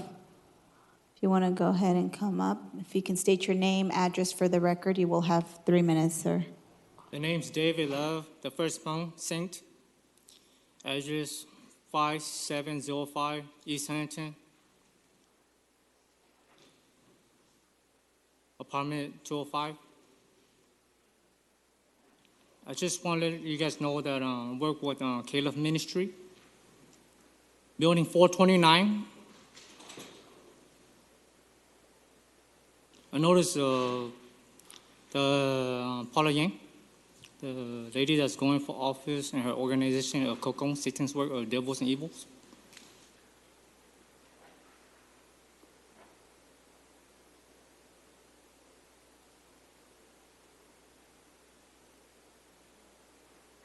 But don't worry about it because I believe United States of America got it under control. Thank you. Is there anyone else here that would like to speak during unscheduled communication? Okay, seeing none, we'll go on to the next item. Item 3B, which is an award a requirements contract in the amount of $2,034,750 to Clean Energy of Newport Beach, California, to supply and deliver liquid natural gas to the Municipal Fleet Division fueling station. Good morning, Council President, Council members. Greg Barfield, Interim Director of Transportation, here to request your support in this matter of purchasing liquid natural gas for our fuel fleet, our DPU fleet.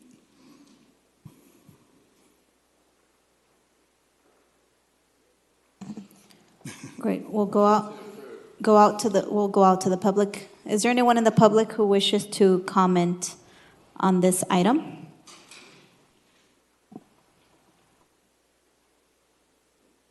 Seeing none, we'll bring it back to the dais. So we do have a motion by Councilmember Levy and a second by Councilmember Bredefeld. I have a question, Greg. How often do we go out to RFP on these? When was the last time we went out, guys? 3 years ago. So about every 3 years, Yeah. we try We'll to go go. back Okay, perfect. That's all the questions that I had. So we do have a motion and a second. Any opposition? Seeing none, motion carries unanimously with Councilmember Capriolio and Councilmember Baines absent. Right. Next is item 3C, which is approval of the award of a cooperative purchase agreement to Ruxtel Sales of Fresno, California for the purchase of two 520 Peterbilt rear loading refuse trucks in the amount of $612,959.33. The next two items are similar. One is for rear loading and one is for side loading refuse trucks. This is the rear loading one. Staff has worked together with employees in order to figure out the best use of these trucks for our Community Sanitation Division, which is part of Public Utilities. We ask you for your support. Perfect. We'll go out to the public. Is there anyone in the public who wish to comment on this item? Seeing none, we'll bring it back to the dais. There's a motion by Councilmember Luis Chavez and a second by Councilmember Bredefeld. Any opposition? Seeing none, motion carries 5-0 with Councilmember Baines and Councilmember Capriolio absent. And then item 3D, which is approval and award of a cooperative purchase agreement, again with Ruxtel Sales of Fresno for the purchase of 7 520 Peterbilt side loading refuse trucks in the amount of $2,584,142.57. These trucks will be used by the Solid Waste Division of the Department of Public Utilities. We ask for your support in the purchase of these side loaders. Perfect, thank you. We'll go out to the public. Is there anyone in the public who wish to comment on this item? Okay, we'll bring it back to the dais. Motion by Councilmember Bredefeld, second by Councilmember Chavez. One question, how long will these trucks last us for? Like how often do we replace them? 12? 7. 7 years? 7 years. 7 years.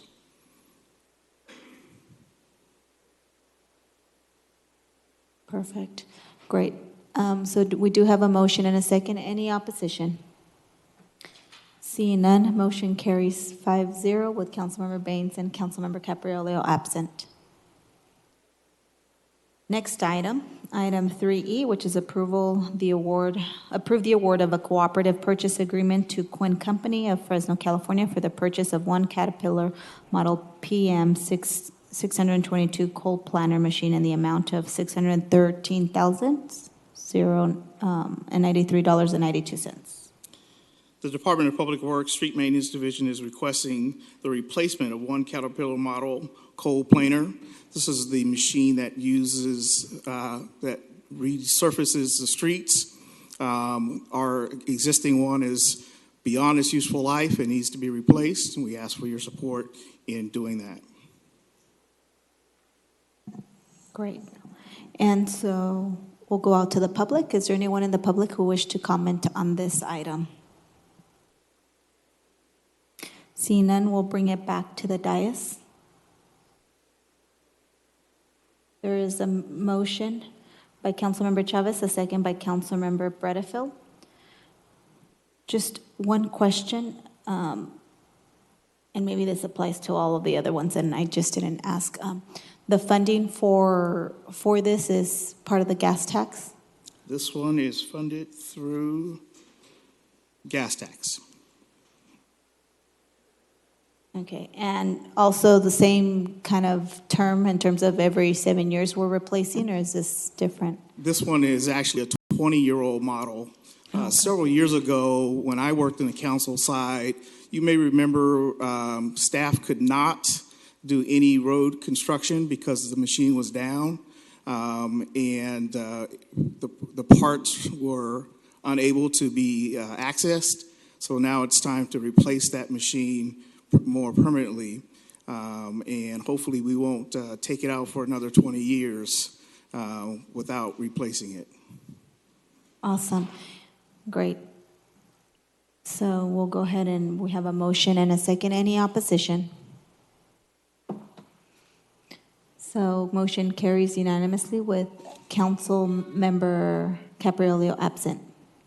Thank you very much. Thank you, Greg.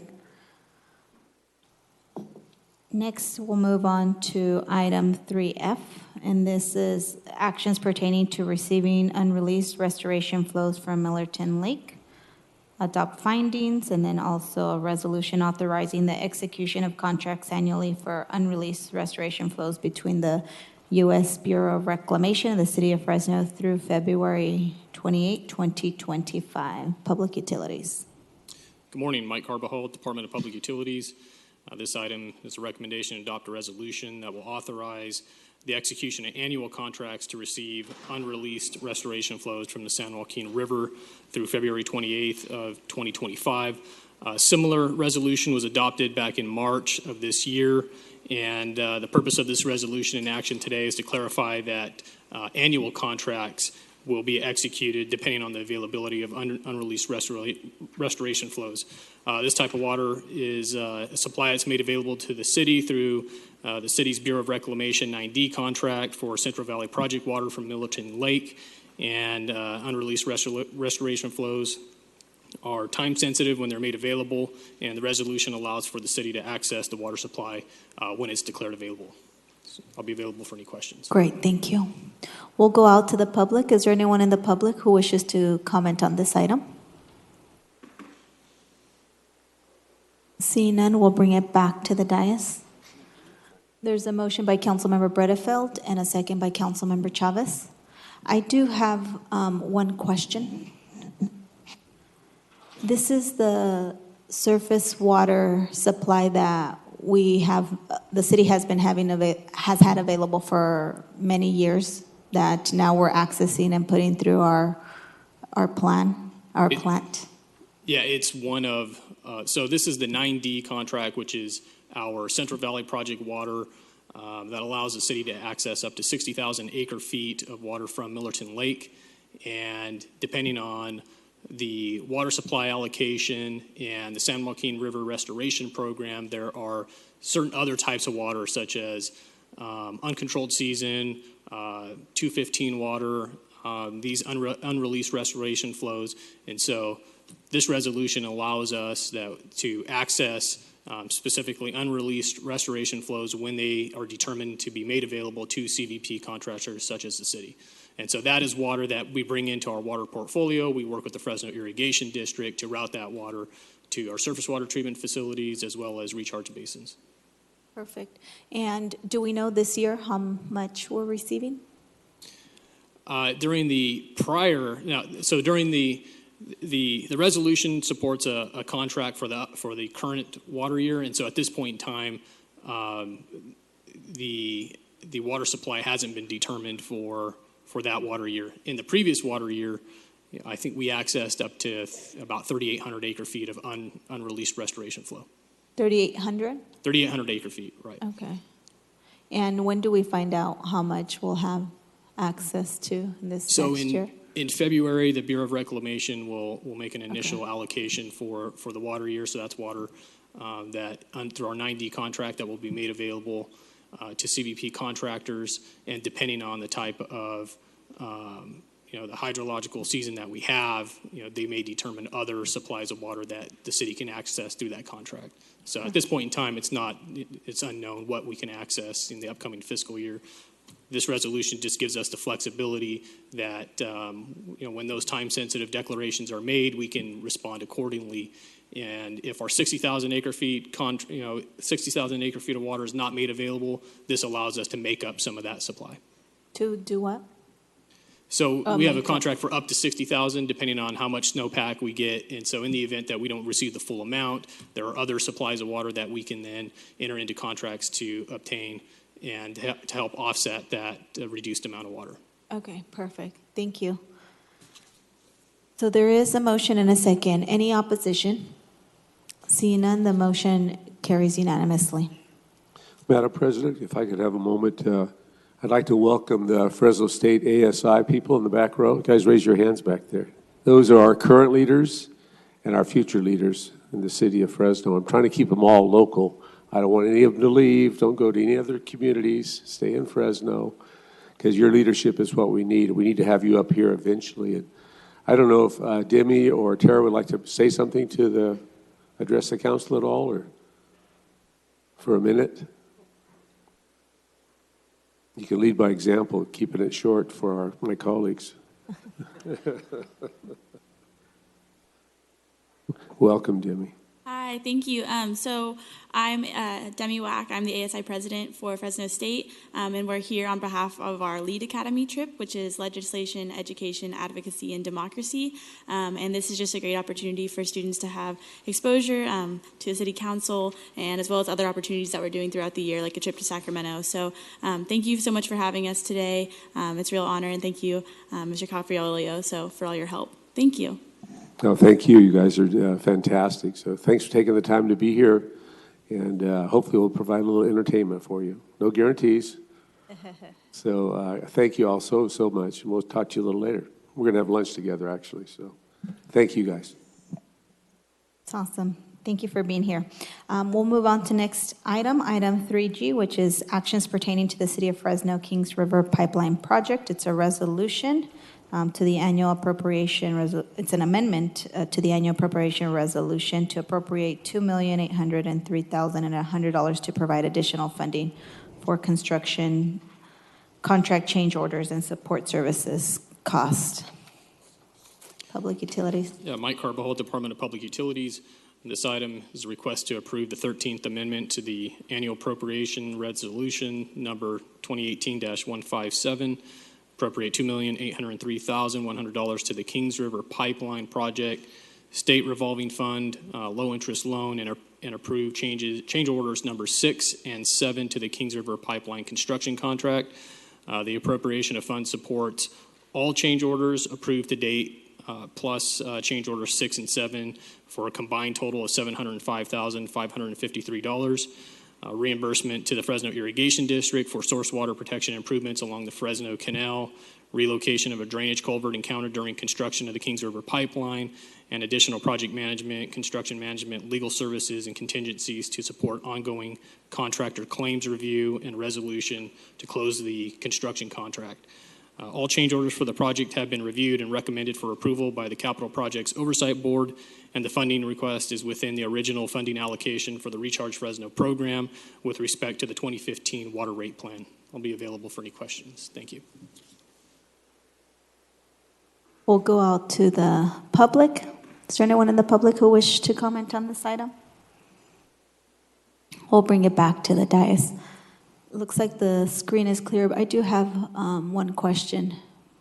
Mike, I'm not on the oversight committee anymore, so don't get to ask these questions ahead of time. But how, in terms of the change order, what were the major changes, and do we expect any additional ones? I know that you guys are saying that it's within budget, which obviously it's always important. One of the things that I've always stressed in terms of saving and being able to save wherever we can, so at the end of the day, we can stretch the years of trying to increase water rates, which I'm still not sold on the issue, and I know that you guys are going to try to bring that back. But just can you break down, why is it that it's costing us more, and so forth? Yeah, so, this construction contract was a total of approximately $46 million to build a pipeline. And the pipeline is complete, it's operational, and the change orders 6 and 7 are really the final change orders to support the completion of the actual construction of the pipeline. So the total amount of the change orders is $705,000 on a $46 million contract. So that's pretty good for that portion. The one piece, and the reason why we continue or the reason we can't close out the construction contract at this time is because the contractor has filed some significant claims for work that was completed at the east end of the pipeline. So we are going through the claims review process that's outlined in our construction contract. And at this time, we haven't been able to resolve those claims with the contractor, and so we are working on scheduling mediation, just part of the required process. So that would be the next change order. Once we resolve those claims, it would be a final change order to resolve those claims, and then that would allow us to move forward with closing the construction contract. So the $2.8 million is to address some of those claims, or no? The $2.8 million, so if we were to, the total amount of the claims on the project right now that are unresolved they total approximately $4.3 million. So we've built the whole pipeline.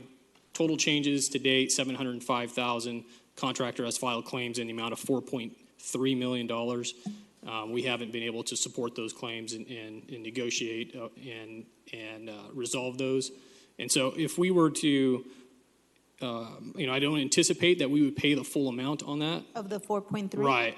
But even if we were, the $2.8 million worth of funding wouldn't cover paying all those. We need to go through the mediation process, and then at that point, we would bring back a change order, and if needed, a future appropriation. So why are we doing the 2.8 today if we still haven't negotiated the final? So when we put together our funding request in the budget for this fiscal year, we did that. We typically do that about 6 months prior to the actual budget approval, and at that time we anticipated that the project would be wrapping up, we would be closing out the contract, and we also anticipated that we would make payments to the Fresno Irrigation District for the source water protection improvements up on their property where the Fresno Canal runs through. Those payments didn't happen at that time. The district they did the work to fence the canal, put in a bridge for cattle grazing purposes, all things required by the state to approve that portion of the canal to deliver water to our diversion facility. And so the irrigation district had not totaled up the cost of the improvements at that point. That carried over to this fiscal year. So the $2.8 million is really to support the increase in the construction contract for all the change orders approved to date. That's the $705,000. It's to support the reimbursement to the irrigation district during this fiscal year. Very late in the project, we encountered a culvert that was in conflict with the pipeline, and so that culvert was removed during construction, and so we continue to work with the county to put together a plan to replace that culvert or to reroute any drainage flows. So that was something that was just encountered out there. The city didn't know about it, county didn't know about it. It was filled with sediment and didn't seem like it was in use. And then we've got ongoing costs, staff costs to review the claim, legal services, mediation that's continuing in order to resolve these claims. How much of the 2.8 is actually proposed for settling the claims or mitigating them?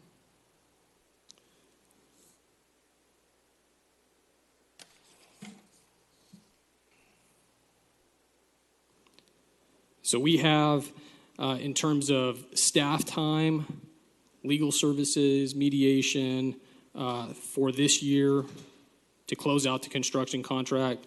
So this is approximately $700,000. We do have some additional contingencies in there, about $200,000. So there's really about $1 million that staff time, contingencies that are dealing with this claim. So these claims came in late. They weren't very timely. They didn't work with us during construction, and our construction team hasn't found merit with those claims. So at this point, until we work through that mediation process, we're not recommending that we appropriate funds based upon their claim, which we can't substantiate at this time. So, but you're proposing for us to vote on 1.9 million for potential. Is that what I'm hearing? No, what we're saying is the budget allocation for this fiscal year doesn't cover the cost of continuing to staff the project in terms of doing the claims review, the legal services, support mediation.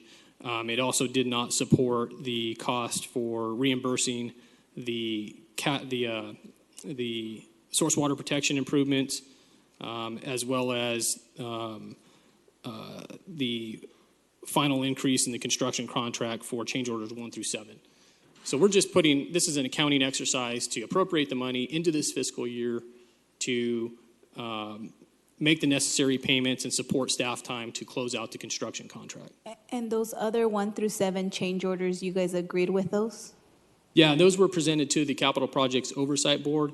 All of those changes have been reviewed, and the Oversight Board has recommended approval for those. Okay, and you feel confident that we should be going in that direction in terms right. of... In terms of change orders 1 through 7? change- Yeah, change orders 1 through 7, absolutely. What we still have to deal with are the very substantial claims that the contractor has filed on this project. This is our most difficult contractor on this program. This is very consistent with claims that he has filed on 2 other construction contracts, which are scheduled for mediation at this point. The 1.8 for the change orders, you're talking about that contractor is one of the most challenging ones to deal with? Yeah, what I'm saying is we've got the pipeline complete, it's operational. Contractor has filed claims that we have not been able to substantiate, and we continue to work through the process that's outlined in the construction contract. So instead of closing out the contract as we anticipated, which would have been a year ago when we put together the budget, we continue to have to staff and fund the project to deal with review of the claims and to be prepared for mediation and to resolve the claim so that we can, what I anticipate is bring back a final change order that will allow us to move forward with closing the contract. And so when do you guys anticipate that coming back? Our team has been ready for mediation as far back as August. We cannot get the contractor to the table at this point to mediate, so we continue to work with them to get a date on the calendar. We have one for 2 other construction contracts that we're dealing with, so we will do that within the next month. Still want to get this one on the calendar. So on top of the 2.8, you guys are expecting another big amount? I can't say. I mean, we haven't been able to substantiate those claims to date, which is why we're still going through the process and headed for mediation. But on top of this, there is another outstanding 4 million. Yeah, they have filed in claims claims for $4.2 million. Okay. And what I'm saying is, in our review, we have not been able to substantiate, determine merit to make any payment against their claim of $4.2 million. And that's why we go through the next step of the process, which is mediation before the contractor would be would allow him to then litigate with us if that were the case. Okay. Okay, those are all my questions. I'm not going to be able to support this. I've been kind of tracking, all the change orders, and I'm a little frustrated because in my understanding, when we initially supported this big investments that we were going to ask our ratepayers to pay, we made a commitment that we would find in cost savings anywhere we could. And so at this time, I'm not going to be able to continue supporting all these change orders. Thank you. So we'll go ahead and take a motion. Second. And a second by Councilmember Capriolio. Any opposition? I'm the only no vote. So 5 to 1. Sorry, I'm making a no, and Councilmember Olivier absent.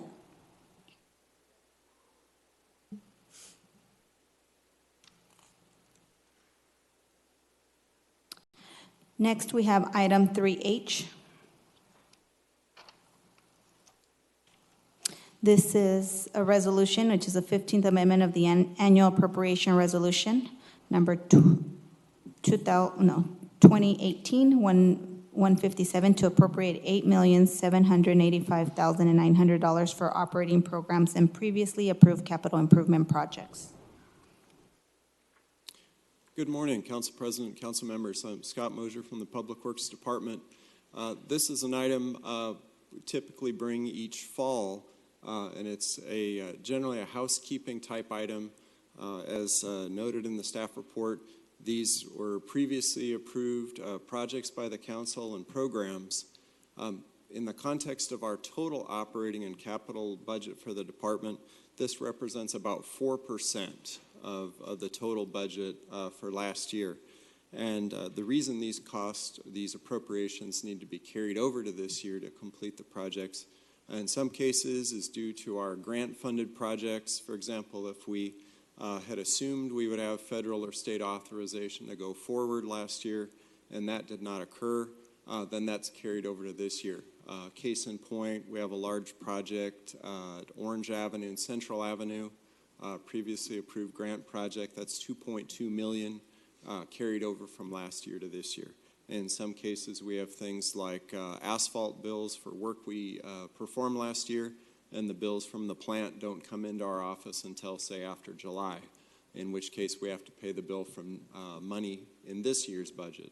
With that, we have our staff team available with any questions you have, but staff would recommend council approve the item such that these projects can go forward. Thank you. Thank you, Scott. We'll go out to the public. Is there anyone in the public who wish to comment on this item? Seeing none, we'll bring it back to the dais. Councilmember Capriolio? Thank you. Scott, this does not address the carryovers. I think that, City Manager, is that set for the 15th of November? Yes, that's set for next week. So this is totally different than the documents reviewed regarding That's correct. $8.7 million.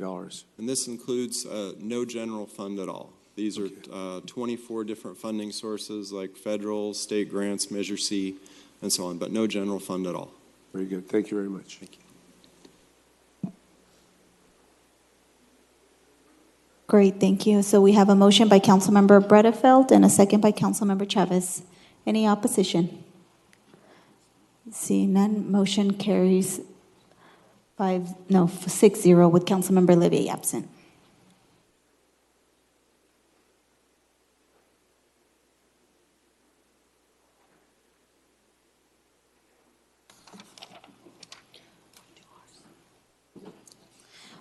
We'll move on to item 3J. It is a resolution, Second Amendment to Position Authorization Resolution number 2018-158, adding 8 emergency service dispatchers positions to the Fresno Police Department. It is being sponsored by Council Bredefeld and myself, along with personnel and the administration. So you can go ahead and come up. I think we have a couple comments before you make the presentation.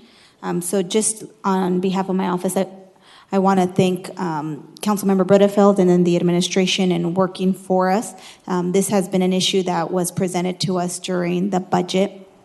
And so one of the needs that came to our attention was the need to increase the numbers of service dispatchers, and that there were long holds in some instances that were unacceptable. And so there was some opportunity in additional funding, $1.9 million to be exact, that came about from the sale of a purchase of a parking lot that the city owned. And so we thought that in looking at how we can invest that money back into some of the critical needs was looking back at a motion that was made and supported by this council, which was to increase positions when the monies became available. And so again, just thanking our administration and the Councilmember Bredefeld for making sure that we tackled this issue as soon as monies were available. We just want to make sure that the hold time is not too long, and that our ability to answer the 911 calls is within the current, or is within the standard that are put by the state. And so just ask my colleagues to support this item so that we can continue moving forward and have the appropriate staffing levels. Well, I'll just add that I also want to thank the council president, Saria, our mayor and staff. We've worked together on this.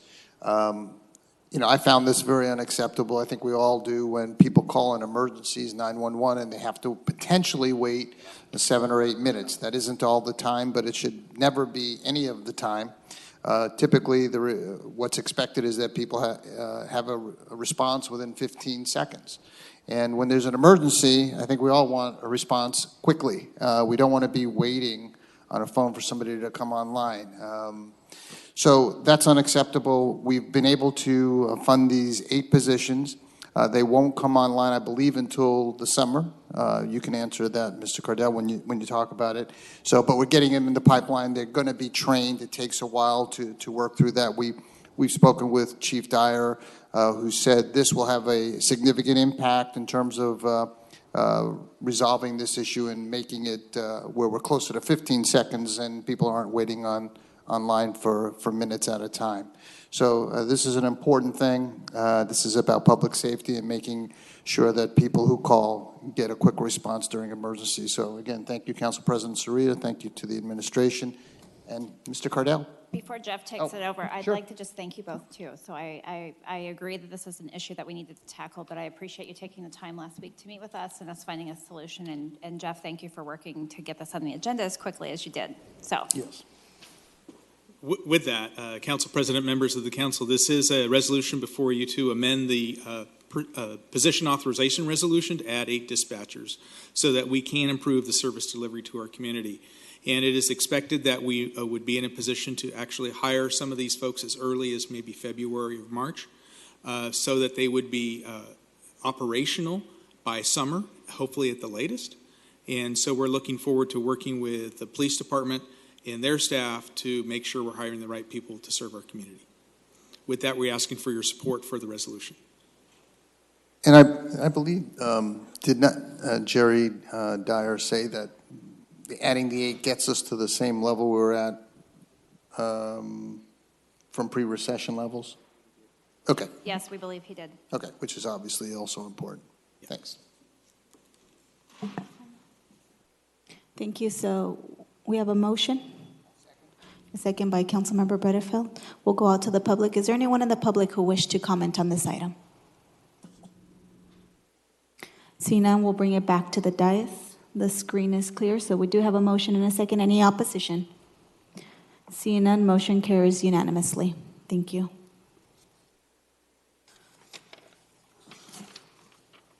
So we just have two items on the agenda, but we do need to go to closed session before we hear those items. So we'll go ahead and go to closed session. We'll probably break for lunch after we do closed session and then come back at 1:30 and hear the rest of those 2 items. All right. Thank you, everyone. In closed session, we have 3 items: labor negotiator concerning ATU, also existing litigation concerning South Central Neighbors United, and real property negotiation concerning the listed APNs. And Council President Soria will not be participating in the real estate negotiation closed session.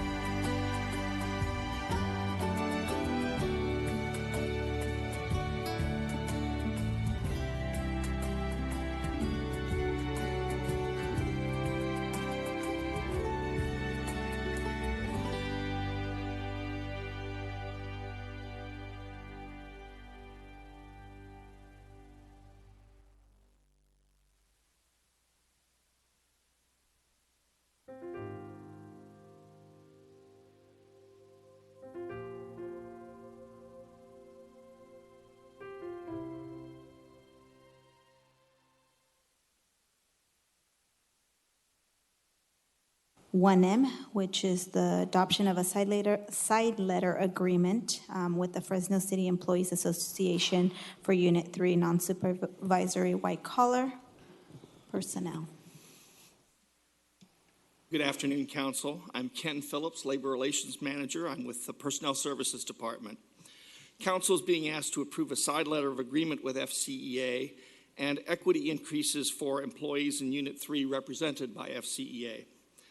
These came about as a result of an agreement in the previous MOU with FCEA that called for a class and compensation study.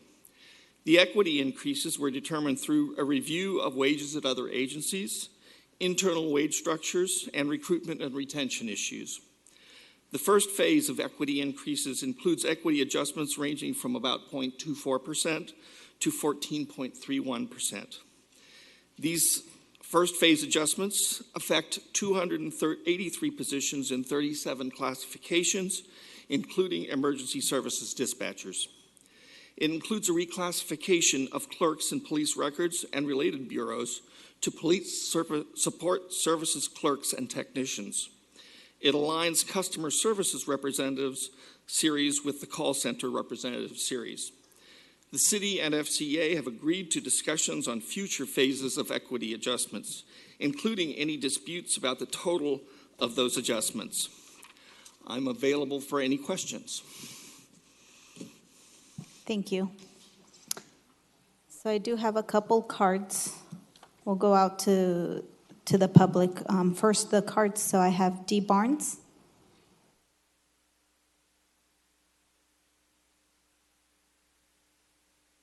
And then I have Sam. Is Sam here?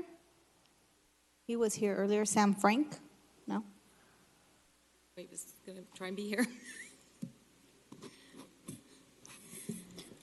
If you can state your name, address for the record, you'll have 3 minutes. Okay, D. Barnes, 3730 Kenmore Drive North, Fresno, California.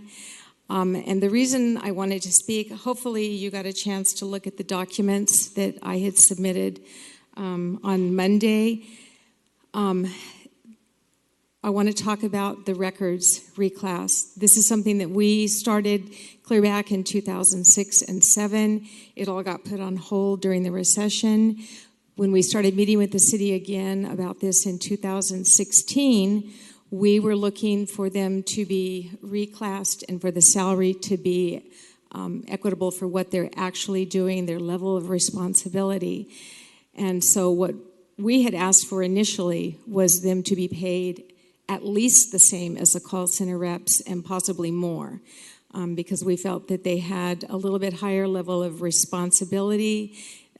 They do a lot of what the call center reps are doing, plus they have the liability and the responsibility of entering information into the CLETS, which impacts public and officer safety.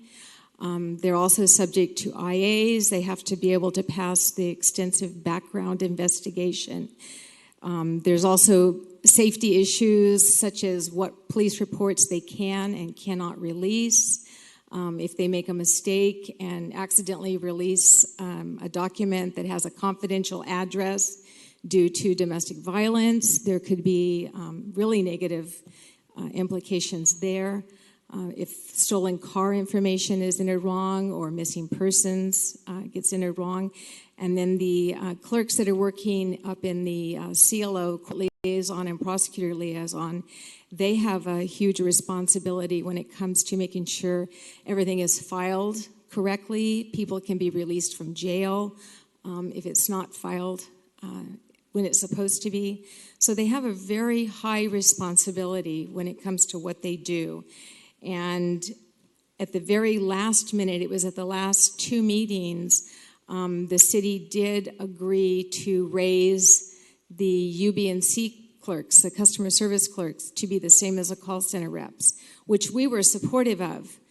However, we were not supportive of the police clerks being paid less than either of those two positions. And as it stands right now, if it goes through the way it is, the customer service clerks and call center representatives will make $162 a month more than the police support services. And for the seniors, they will make $352 more than our police support services technicians. So this has gone on a very long time. The city initially sent us the information on the reclass last November, and we argued with them over the salary for a very long time, and they finally admitted that they had given us the wrong amount that they should be in July, and we would have immediately accepted that if they had come to us and told us, look, we know they should be paid more, but we can't afford to pay them that, so this is what we're offering right now. But then, like I say, the fact that they moved the customer service clerks up, we really believe that it is unfair to our employees. Can you wrap it up? Thank you. Thank you. Is there anyone else from the public who wishes to comment on this item? You can come forward. You can state your name, address for the record, and you'll have 3 minutes. Hi. Hi, my name is Marky De La Torre. My address is 4853 East Michigan out of Fresno. I am a senior administrative clerk with the record section of the Fresno Police Department. I can definitely state for all my other coworkers that this has been a long time coming. We are so happy that the city is finally recognizing some of the things that we do and why we deserve to be paid more. Some of the things that, when I was trained in Teletype, which is a program in which we enter stolen vehicles, missing persons, wanted people, restraining orders, one of the first stories I was told when I was training was a story of Polly Klaas. She was kidnapped and eventually murdered. But with the information that they had, that information could have been broadcasted, and that is something that we do. Another story I was told was out of our agency. My trainer had entered a missing person into the missing person system, standard missing person. Not 2 minutes later, they found that person. CHP in a coastal area found his truck submerged and was able to get his wife to him so she can make medical decisions. We also deal with many members of the public, some more sorely than others. We've had people come to our windows admitted of serious, heinous crimes and have had to accommodate them and have officers contact them and talk with them about some of the issues that they might be having. In our department, we also have a CLO and PLO position that deals directly with the courts. They handle serious documents. They make sure that offenders are not put back on the street, and they're faced with many delays. We have a statistical unit that reviews thousands and thousands of reports every month and are making sure that there's quality control. Oh, thank you. No, you have a minute. Oh, okay, thank you. We make sure that there's quality control. We make sure that these reports are marked confidential, that things in the report are entered and that they're not missing for officer and citizen safety. And I believe that's it. Great, thank you so much. Thank you. Is there anyone else from the public who wished to comment on this item? Come forward.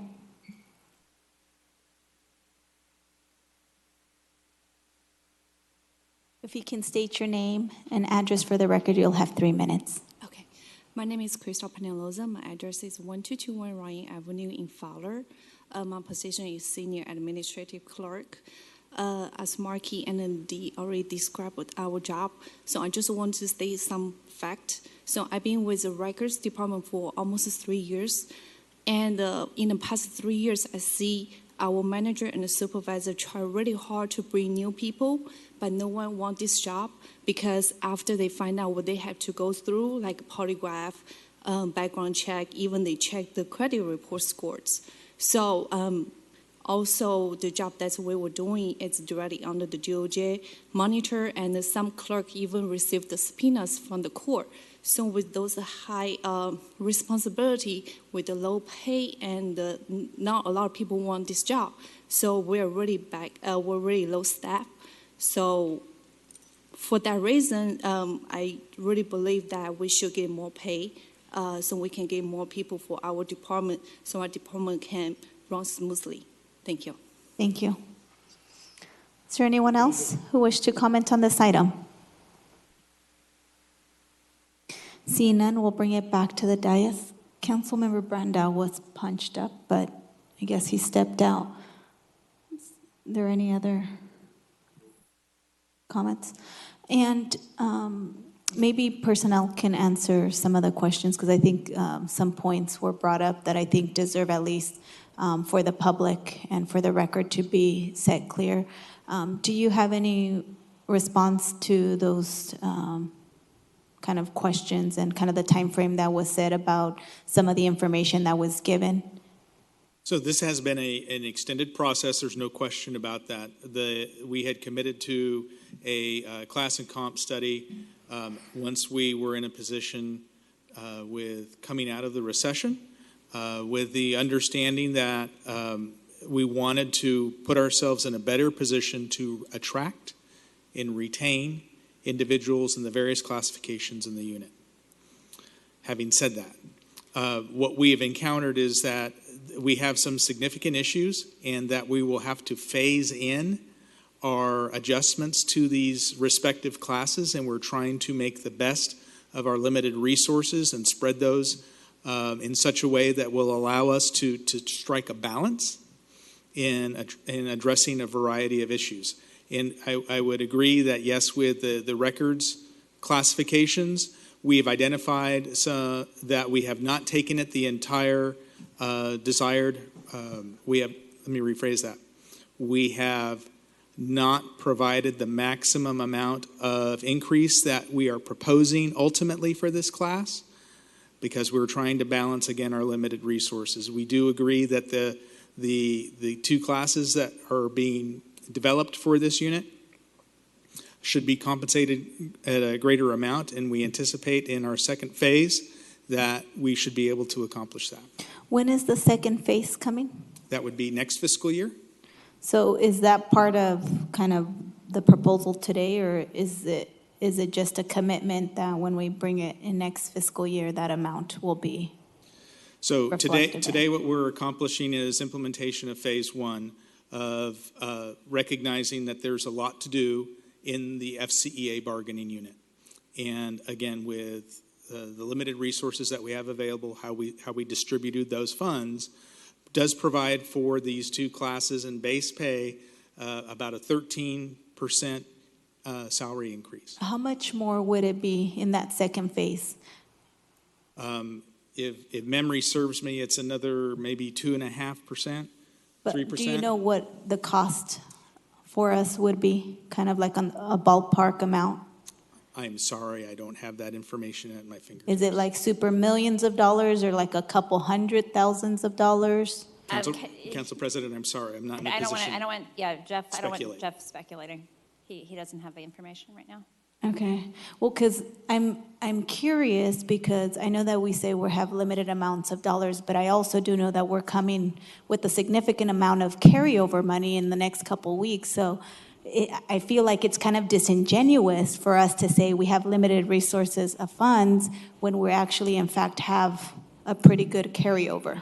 Well, so I would submit to you then that if it is the direction of the administration and the council to subsequently utilize any of the carryover funds to make those available for additional equity increases in this unit, we would be more than happy to sit down with this bargaining unit and meet and confer with them and provide additional compensation to a variety of classes, and I'm sure they would appreciate that.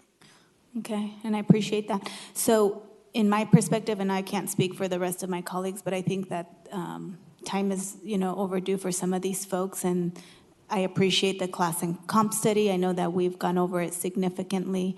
I know that I had some concerns because I felt that we weren't addressing the entire problem and we were being told that we don't have enough resources. I don't know how the rest of my colleagues feel, but I feel that if we do have some resources out there, that we shouldn't be saying, we don't have money, because we actually have a little bit more than what we anticipated in terms of carryover, that we should move forward. That would be my direction. I don't know if there's support from this council to do that, but at least in my perspective, I would like to see that happen. So, Councilmember Chavez.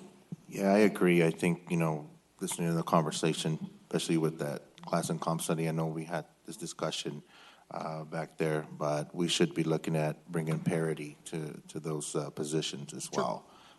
And you heard from them, the amount of scrutiny that they take and the work and the position, and I would be supportive of that. Thank you. Councilmember Baines. Thank you. I'm curious, creating the parity that we're talking about, how would we do that today exactly? I mean, because I hear we're talking about it, how would we do that mechanically? I don't think we'd be doing that today. Okay. I think that today would be approving what's before you, so that we can, and then we can subsequently come back with direction to achieve a certain end. I'm just to my colleagues. Is that what you have in mind, or? I think that we move forward with the side letter. I think that the unit has agreed to move forward, but I think that there's still some issues that can be addressed, and we do have an opportunity over the next couple weeks. And at least in my perspective, we should be having that conversation as part of carryover, because I think that they bring some valid points. Okay, I just wanted to make sure it wasn't an expectation to do anything today, but I get that. I can see that point of view. I'll make a motion that we approve staff recommendation for today. Second. So there's a motion and a second. I actually punched up. Oh, sorry, it's not coming up. Councilmember Capriolio. I just wanted to comment to the two speakers.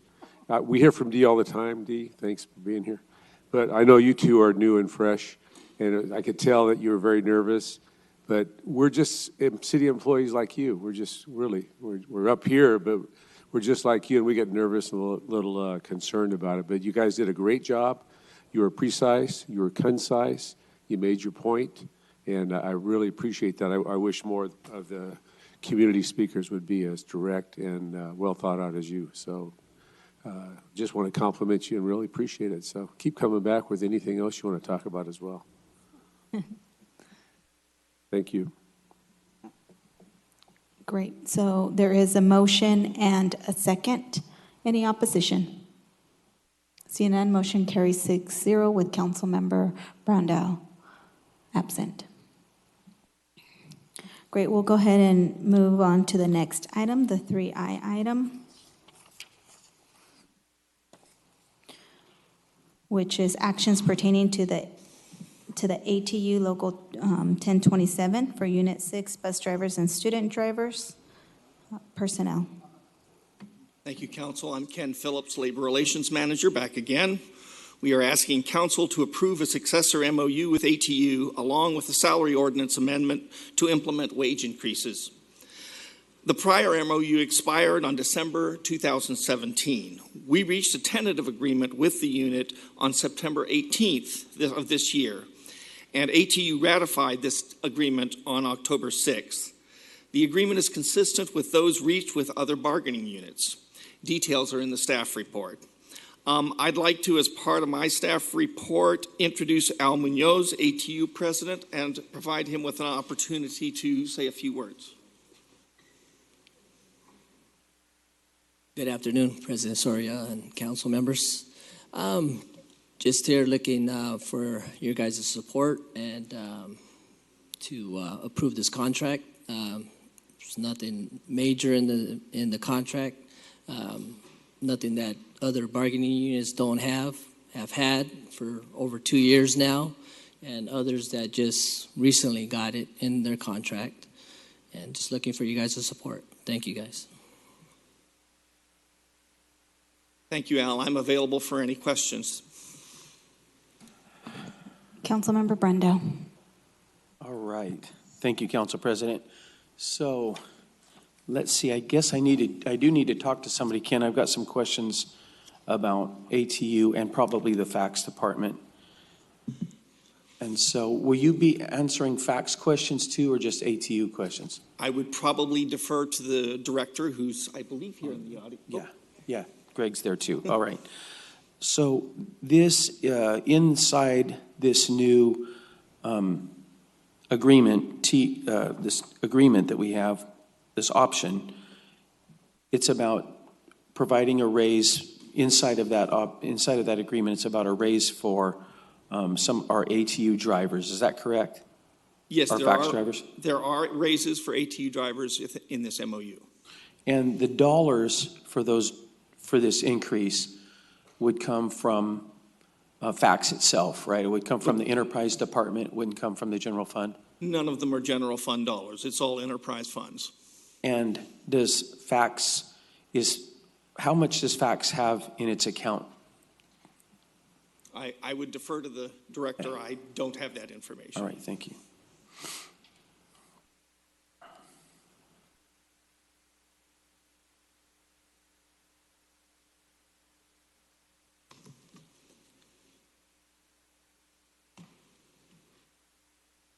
Councilmember, are you asking, do we have enough funds to cover this particular?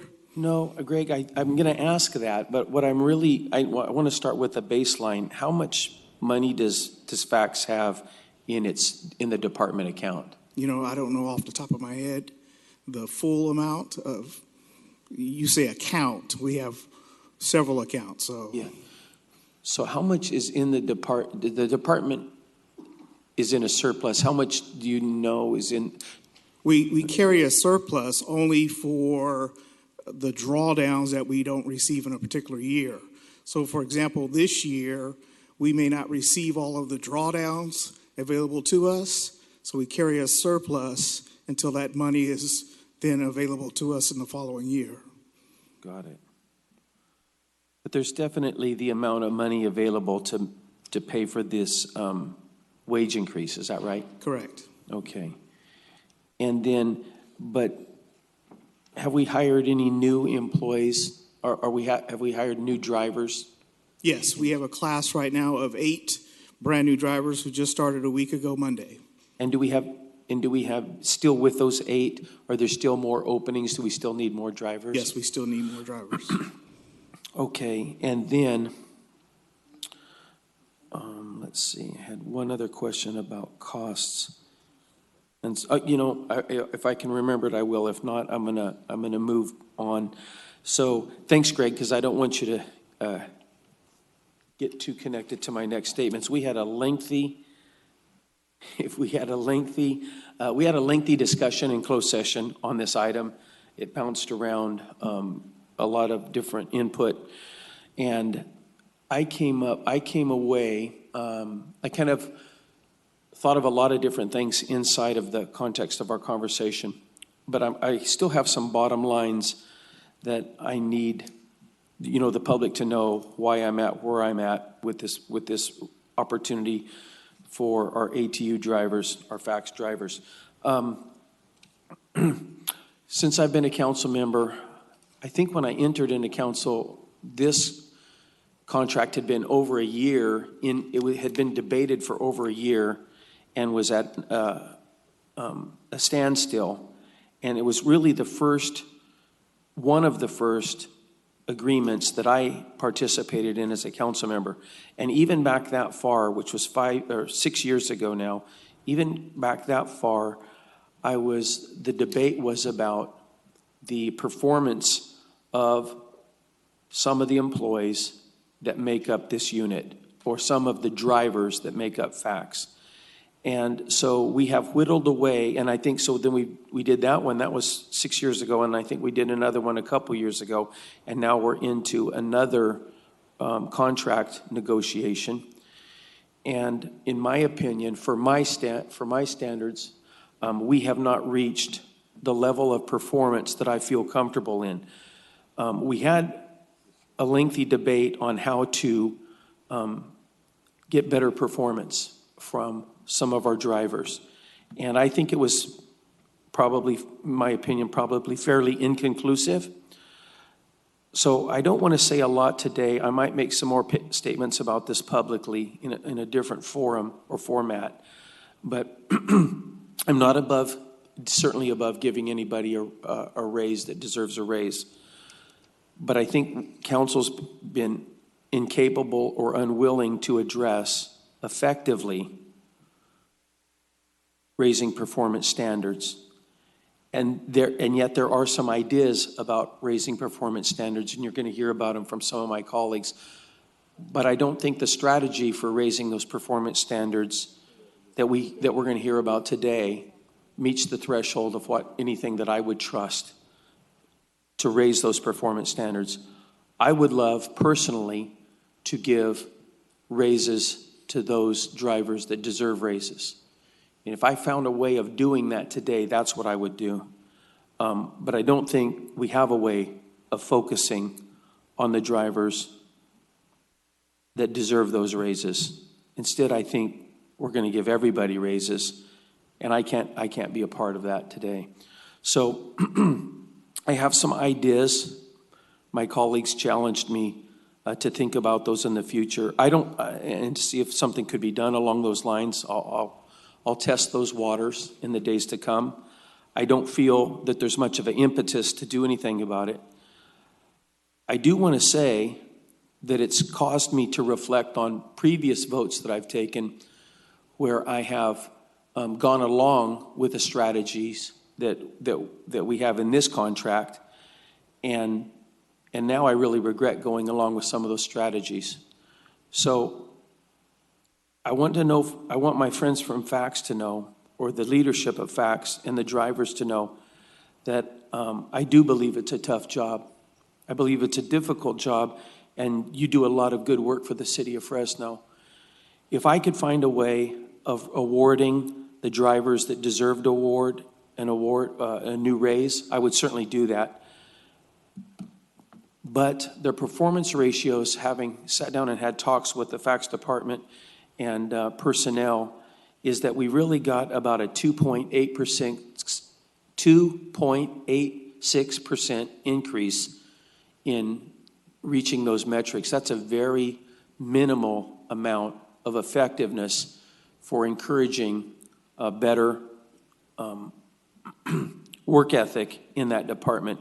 And it really, after all that we've done, we're just not hitting enough on those cylinders to make it valuable for me to say that, you know what, things seem to be clicking along real well.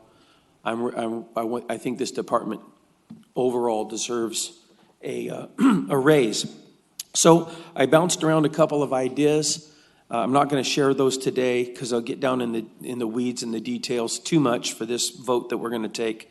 But I definitely would lean towards awarding drivers who are doing a good job. I'd like to give them a good raise.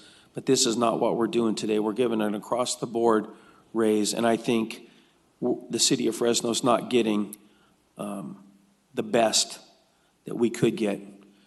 So at this time, I'm not going to support this agreement today. Thank you. Councilmember Brandao. Bredefeld, sorry. I was looking at the. No problem. Boy, we had a very spirited debate in closed session, and I want to be very clear that I respect my colleagues. We have a very different point of view on this. And let me explain something. I support in this contract the raise, 2.5% for 2018 and 2.5% for 2019. What I don't support is employee incentive time off. That is a program that I think is probably the most wasteful, misguided, and reckless programs that has been enacted here at City Hall, and I'm going to explain why. And this is also not just about ATU. This is about the 4 contracts or groups that have been approved before. We did it with Local 39, IBEW, FCA, and CFPEA. This would be the 5th time we would do this. And this employee incentive time off program has been an effort from trying to stop some city employees, some, who abuse leave time and also don't perform, don't show up for work. So in an effort to try to deal with this, the City of Fresno Administration Council have enacted this program that, in my opinion, makes it increasingly difficult to make our city safe. Why? Because of instead of spending available general fund money where it needs to go, hiring police and firefighters and repairing equipment and building and maintaining parks and fixing roads, they've created this incentive program where we want employees to come to work at least 11 out of 12 months. So in essence, the program works that if you work 11 out of 12 weeks worked over a 12-week period, employees earn 8 hours of employee incentive time off. Right now, this is affecting 1,500 employees at a general fund cost of nearly $1 million. $1 million out of the general fund is being used to incentivize city employees to show up for work. And these costs go up every year.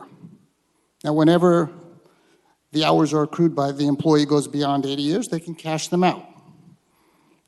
And right now, ATU would be the 5th one. If police and fire get this, and I'm not sure why they wouldn't say, you've given it to 5 bargaining units, we should have it, it would cost $1.4 million to the general fund, bringing that up to $2.4 million to incentivize people to show up for work. So in essence, now City Hall is giving employees an additional nearly 1 week of leave time and cash just to show up for work. Now, I don't blame our employees. We are elected to be good stewards of taxpayer money. This isn't about ATU or FCA or any of the other units. We need to hold employees who don't do their jobs accountable. We should be working to penalize those employees who are not meeting expectations. And Councilmember Brandow has talked about some good ideas that he's going to bring forward, and that's what we need to be doing, coming up with good ideas, but not incentivizing people to show up for work. No other government agency, and we've looked, federal, state, local, has employee incentive time off. Only the City of Fresno has done this. Now, I work in the private sector, I work in the public sector. No one ever in my 35 years of working has ever incentivized me to show up for work. I just get to keep my job.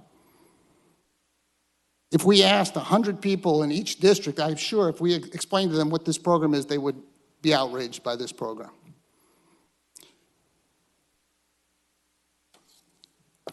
General fund money should be used to hire police, firefighters, fix parks. It shouldn't be used to incentivize people to show up for work. I will never support any contract that has an employee incentive time off program. My problem is not with giving people a raise. My problem with this contract is it has this in it. And my problem is we've done this now where the costs are $1 million. And I don't think people really knew what the costs were of this. It sounds like, when you're trying to deal with people who abuse leave time, a viable program. But it's not a viable program. It's an absolute waste of taxpayer money. And I think it's reckless. And I think this council really, as I've tried to argue, should really consider that program. I think this is going to pass today, and I think it's unfortunate. But again, I think people need to know how their money's being spent. And I think when we talk about there isn't any waste at City Hall, we've used all the funds wisely, and when people start to propose taxes and asking people for more money at City Hall, this is one of the things that I'm first going to point to. Employee incentive time off is a big, reckless, misguided, wasteful program at City Hall. For that reason, I'm not going to support this. Thank you. Councilmember Capriolio. Well, I have a few comments as well. So I think you guys may or may not understand, I think, what my colleagues are trying to say. So I think generally they want to raise performance standards, and today happened to be your lucky day. They're landing on your contract. So don't take it personal in my view. It's just the timing of this event. So the real issue, which I'm not taking out on you or anyone else at this time, is to raise those performance standards. And so I've suggested that we implement a policy from top to bottom in all departments, not you, all departments. And if you want performance standards, we should list those standards, shoot for that standard, and see if it will work or not. And with that in mind, I've suggested a couple of my colleagues here be on a subcommittee to implement that policy. Not directed at you. I just want you to understand that. I'm saying generally across the board. If there's complaints about performances, let's raise the performance standard in a logical, reasonable way. And I hope my colleagues here that are voting no on this will be part of that subcommittee and address this overall problem. Make it apply to the whole city and not take it out on you guys. So if we're going to support a raise, which I do, then vote for it. I'm voting for it to support that raise. If you don't agree with this incentive program, don't take it out on you guys. Go to the overall picture and do an overall implementation policy of raising performance standards generally. And I think we don't have the evaluations, at least I haven't been provided with them on the $1 million is over 4 departments, I believe. And we haven't got the results of, does that work? Does that incentive program work or not? And that means is the incentive program versus overtime balancing out or where it rests. But we're going to get that information. And again, I urge my colleagues to get on board and get involved with the implementation of a policy that would raise the performance standards to the level that they expect. So with that, I appreciate what you do. I'm supporting this, and I'm happy to do it. Thank you. Councilmember Chavez. Jim, I got a couple questions. If you could just come up, or where's Greg? Oh, Greg. Sorry. Former director, new director. And they're going to be pretty brief. I am going to be supportive of the raise for our bus drivers and ATU folks. They provide great service for our community, especially in District 5. We love the BRT, which we have more areas for BRT. So the funds that are used for this is through enterprise fund, right? Yes. It's not general fund. These are federal and state funds. I want to make sure we got that cleared and on the record. And then the other piece is, what is the total cost for the incentive program if everybody took advantage of it?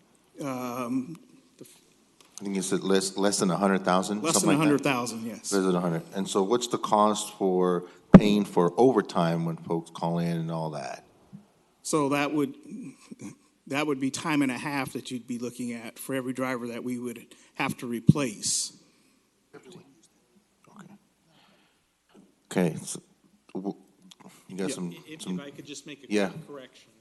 The question you asked is if everybody earned the employee incentive time off. Right. Correct? So if attached to the agenda item, Can you speak to the mic? I'm sorry. I thought I was close. I apologize. Attached to our agenda item, you'll find that we had identified that the employee incentive time off, if all the employees earn the maximum benefit or the maximum incentive, in this fiscal year was about almost 115,000, in the subsequent fiscal year would be about 294,000. Okay, that's it. If everybody used it. if everybody. But what does your experience tell you about the percentage of folks that would use it? Our estimate, based on prior experiences, that we're probably looking at something a little less than 100,000. Okay, so a little less than 100,000. And then we talked about the 1.5 times for overtime. Correct. Because we gotta get people to places. What would you estimate that to be? Well, I believe the overtime experience is actually close to $2 million in the department overall. So would it be fair to say that this program pays for itself? I believe that this program has a tremendous opportunity to pay for itself, yes. Okay, thank you.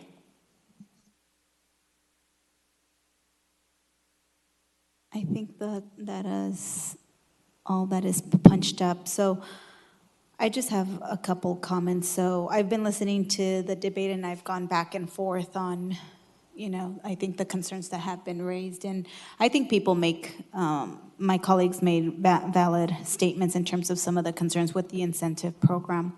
What I'm going to do today, I fully support the raise, but I do definitely believe that we need to be looking closely at what we're doing with the incentive program. What I would suggest, and I know that I mentioned this before, was that the administration comes back within the year to let us know how it is functioning, because I know that this issue is not a new issue. It's an issue that has been talked about for a long time, and some of my colleagues, even before I came on the council, has been trying to find ways to address it. And so I think that if this is one way to address some of the issues, I'm open to looking at it, but I do want to make sure that we do get some report to make sure that we're in fact not just throwing money away. The other thing that I believe was important to take note is what my council colleague Capriolio mentioned about performance standards, and we had a robust conversation in closed session, and I believe that that's an important issue that administration, I think, heard kind of loud and clear in terms of what we're looking at, not just in terms of facts, but I think as a city as a whole, making sure that our employees are performing. And so, I would submit that we work diligently to ensure that happens. I'm happy to be part of the subcommittee that Council Member Capriolio mentioned, to make sure that from our end, we're also keeping people accountable. So with that caveat, I will be supporting. I will say that I will watch very closely in future agreements, and that I am saying for the record that I reserve the right not to support a future incentive program if, after looking at it, I feel like it doesn't work. So I will say that. I can make a motion with that caveat, if in that direction. Second by Councilmember Chavez. Any opposition? So 2 opposed, so it is 5-2, and the motion passes with the 5-2 vote. Thank you.